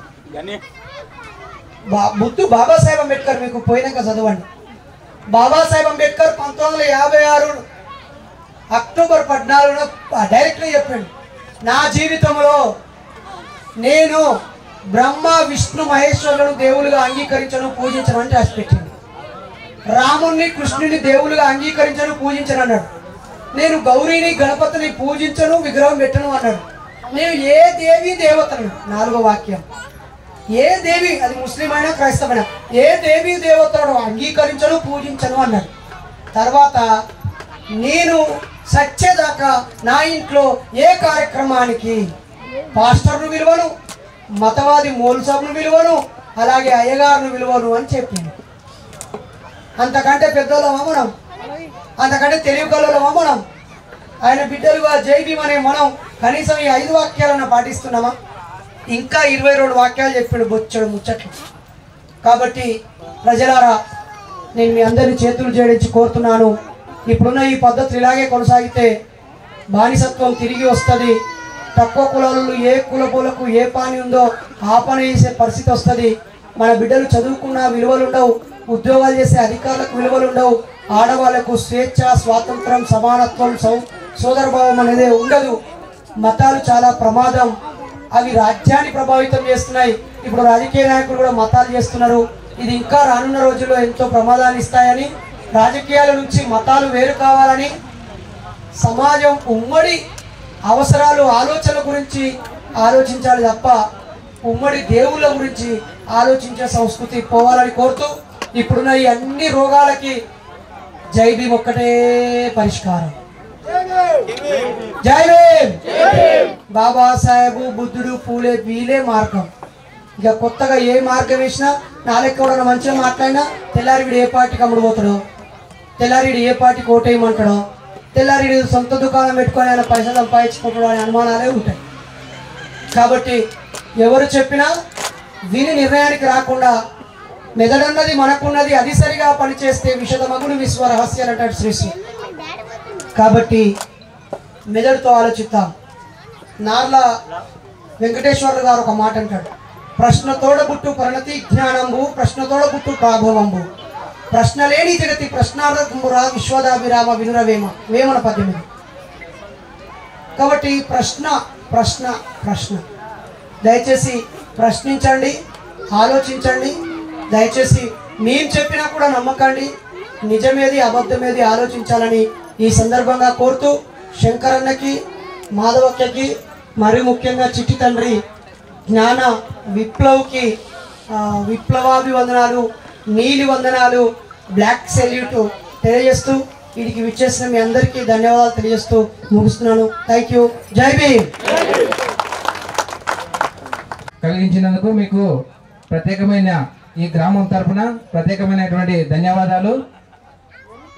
మీ గురించి ఒక 2 మాటలు గ్రామ పెద్దలు సింబాబాయ్ గారిని 2 మాటలు మాట్లాడాల్సిందిగా కోరుచున్నాను. సోదరులారా, సోదరీమణులారా, వివిధ గ్రామాల నుండి విచ్చేసిన జ్ఞాన విప్లవ్ బర్త్డేకి వచ్చేసిన అందరికీ మరియు ప్రత్యామ్నాయ సంస్కృత పండుగకు వచ్చేసిన మీ అందరికీ మా గ్రామం తరఫున విప్లవాది వందనాలు, కృతజ్ఞతలు, ఉద్యమాభివందనాలు, జై భీములు తెలియజేస్తున్నాను. మిత్రులారా, ఈ గ్రామం లోపల ఈరోజు ఈ కార్యక్రమాన్ని ప్రత్యామ్నాయ సాంస్కృతిక పండుగను జరుపుకుంటున్నామంటే ఎంతో సంతోషపడ్డాం. ఇక్కడికి వచ్చిన వాళ్ళందరూ మనమందరం శంకర్ను మన హృదయాల్లో పెట్టుకొని శంకర్కు ప్రత్యేక అభివందనాలు ఈ వేదిక ద్వారా మన గ్రామం ద్వారా తెలియజేస్తున్నాం. సోదరులారా, మంచి గ్రామానికి వచ్చి చాలా విషయాలు చెప్పడం జరిగింది. మనం ఎదిరించేవాడు లేకపోతే బెదిరించేవాడి రాజ్యం అంటారు.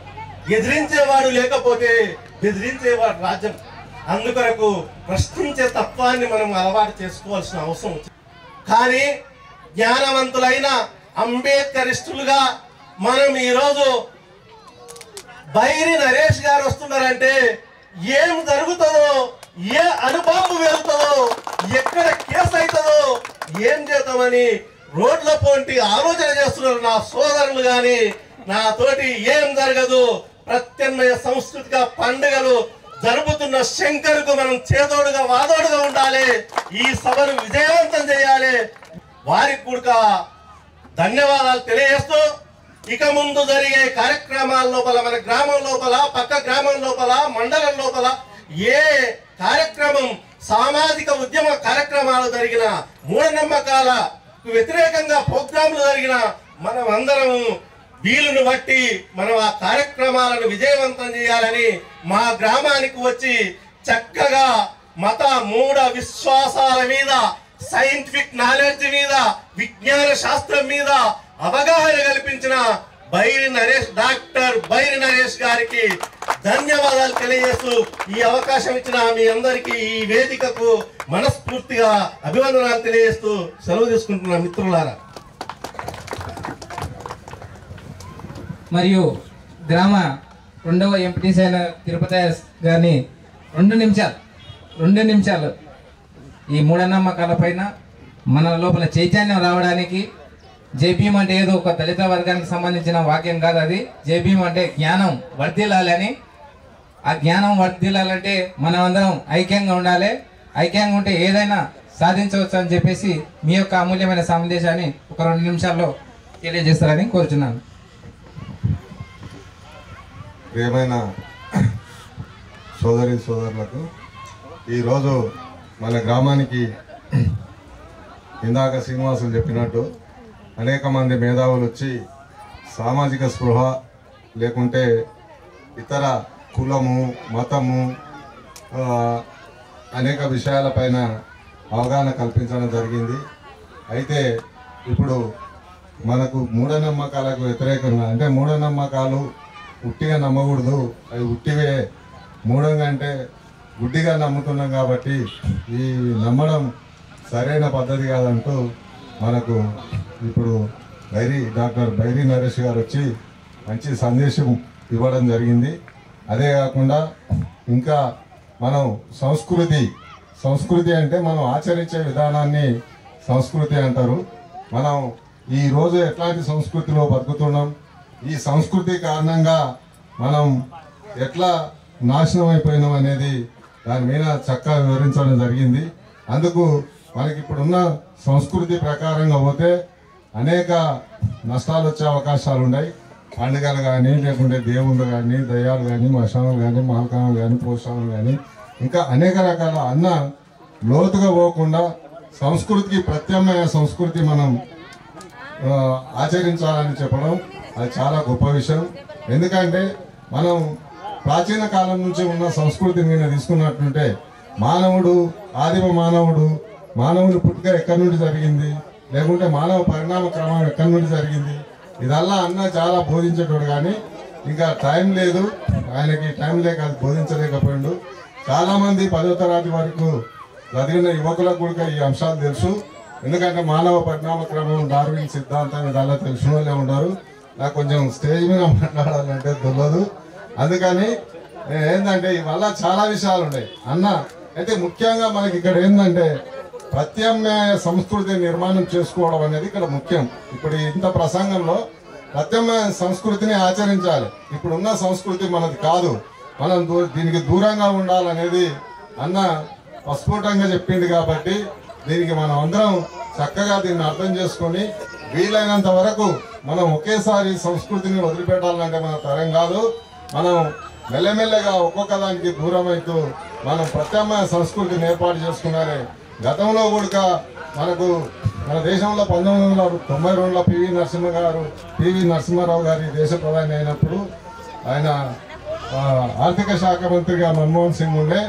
అయితే అప్పుడు ఆర్థిక విషయాలపైన చాలా విశ్లేషణలు వచ్చినాయి. మనం ప్రత్యామ్నాయ ఆర్థిక విధానం చూపించండి అన్నారు. అందుకు కొంతమంది ప్రత్యామ్నాయ ఆర్థిక విధానాలను చూపించారు, కానీ ఆ ఆర్థిక విధానాలు ఆచరించకపోవడం వల్ల ఇలా ప్రైవేటీకరణ వచ్చి మనలా నాశనం చేసింది.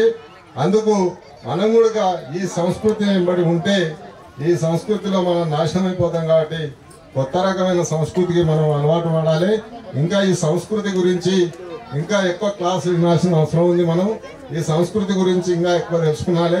సంస్కృతి అంటే ఇప్పుడు అన్న కొంతవరకు చెప్పిండు, అంతవరకు మనం ఆచరిస్తే ఇంకా మున్ముందు ఇట్లాంటి అనేక క్లాసులు పెట్టించుకొని మనం ఇంకా సంస్కృతిని ఇంకా ఏదైనా దీనికి ప్రత్యామ్నాయ సంస్కృతి ఉంది, ఈ బ్రాహ్మణ సంస్కృతికి వ్యతిరేకంగా లేకుంటే మనధర్మ శాస్త్రానికి వ్యతిరేకంగా అనేది మనం తెలుసుకోవాల్సిన అవసరం ఎంతైనా ఉంది. ఈ మన గ్రామానికి వచ్చి ఈ యువతరాన్ని ఎడ్యుకేట్ చేసిన బైరీ నరేష్ అన్నకు హృదయపూర్వక ధన్యవాదాలు తెలియజేస్తూ ఇంకా అనేక క్లాసులు ఇట్లాంటివి అనేక ఊళ్ళల్లో ఇచ్చి యువతరాన్ని ఎస్సీ బీసీ మైనార్టీలను మీరు చైతన్యం చేయాలని కోరుకుంటూ ఈ అవకాశం ఇచ్చిన సభకు కృతజ్ఞతలు తెలియజేస్తూ ముగిస్తున్నాను. Thank you sir. Thank you బాబాయ్. మీ యొక్క అమూల్యమైన సందేశాన్ని ఇచ్చి అందుకు ధన్యవాదాలు. అలాగే ఇప్పుడు గ్రామం తరపున ఇక్కడ ముఖ్య అతిథిగా వచ్చేసినటువంటి డాక్టర్ బైరీ నరేష్ అన్న గారికి మన గ్రామం తరపున ప్లస్ శంకర్ కుటుంబం తరపున అందరి తరపున ఒక్కొక్కరిగా వచ్చేసి శాల్వాలు తెచ్చిన వాళ్ళు అన్నగారికి వదిన గారికి ఇద్దరికి వచ్చేసి సన్మానం కార్యక్రమం ఉంటుంది. అన్నగారు ప్లీజ్ ఒక్క నిమిషం మా తృప్తి కోసం అన్నా తినా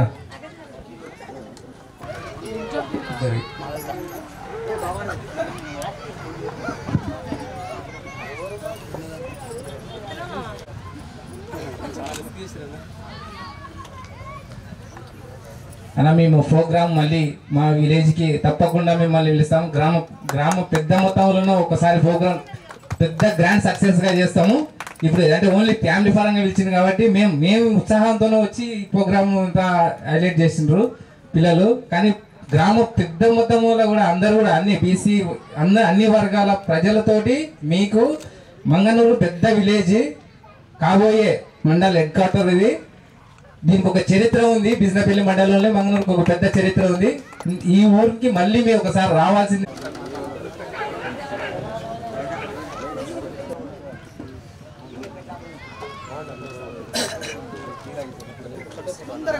మస్తు 6 గంటలు ప్రయాణించాలి, 7 గంటలు.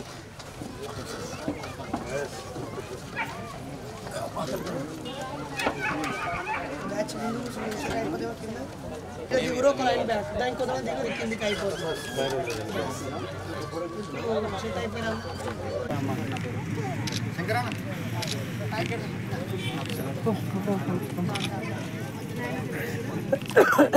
నాకు ఇక్కడ లేట్ అయినా కొద్ది నేను రాత్రి 2 లైట్లు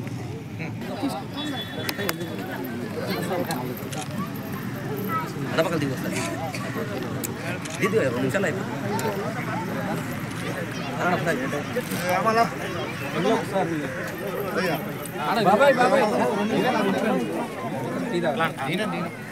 ఈ స్థలం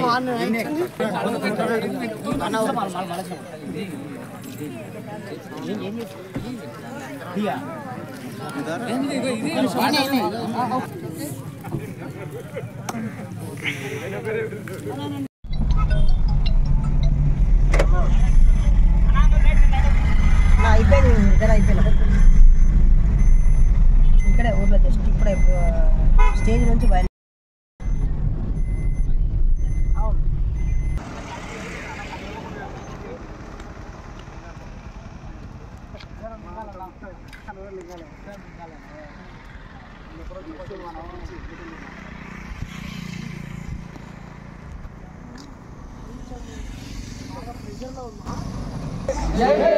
జై ఇన్సాన్ జై Insaan MNS Zindabad Zindabad Zindabad MNS Zindabad Zindabad Zindabad MNS Zindabad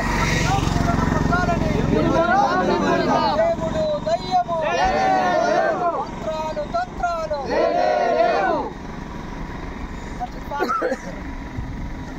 thank you మీరు నాకు సెక్యూరిటీగా ఉన్నారు కానీ ధైర్యంతో వచ్చాను రియల్లీ నిన్ను కాపాడుకో మాకు నిన్ను కాపాడు మీలాంటి వాళ్ళు మోగ కొట్టుకోలేదు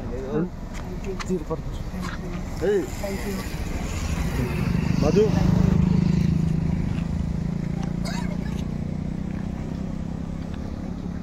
జై భీమ్ జై ఇన్సాన్ జై ఇన్సాన్ యూట్యూబ్లో చూసుకోలే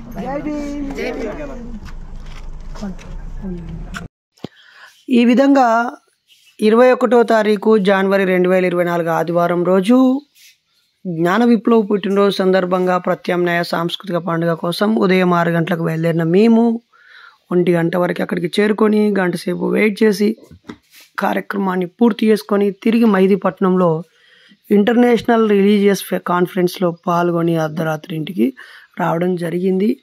మరి ఎన్నో మధురమైన జ్ఞాపకాలనిచ్చిన శంకర్ మాధవిల కుటుంబానికి ప్రత్యేక కృతజ్ఞతలు. పాల్గొన్న వారందరికీ ధన్యవాదాలు. చూసిన మీ అందరికీ కృతజ్ఞతలు.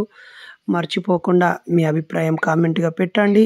ఇలాంటి కుటుంబ పండుగల్ని మనం ప్రోత్సహించాల్సిన అవసరం ఎంత ఉంది. Thank you so much. అందరికీ సామాజిక ఉద్యమాభివందనాలు. ఇట్లు మీ డాక్టర్ బైరి నరేష్.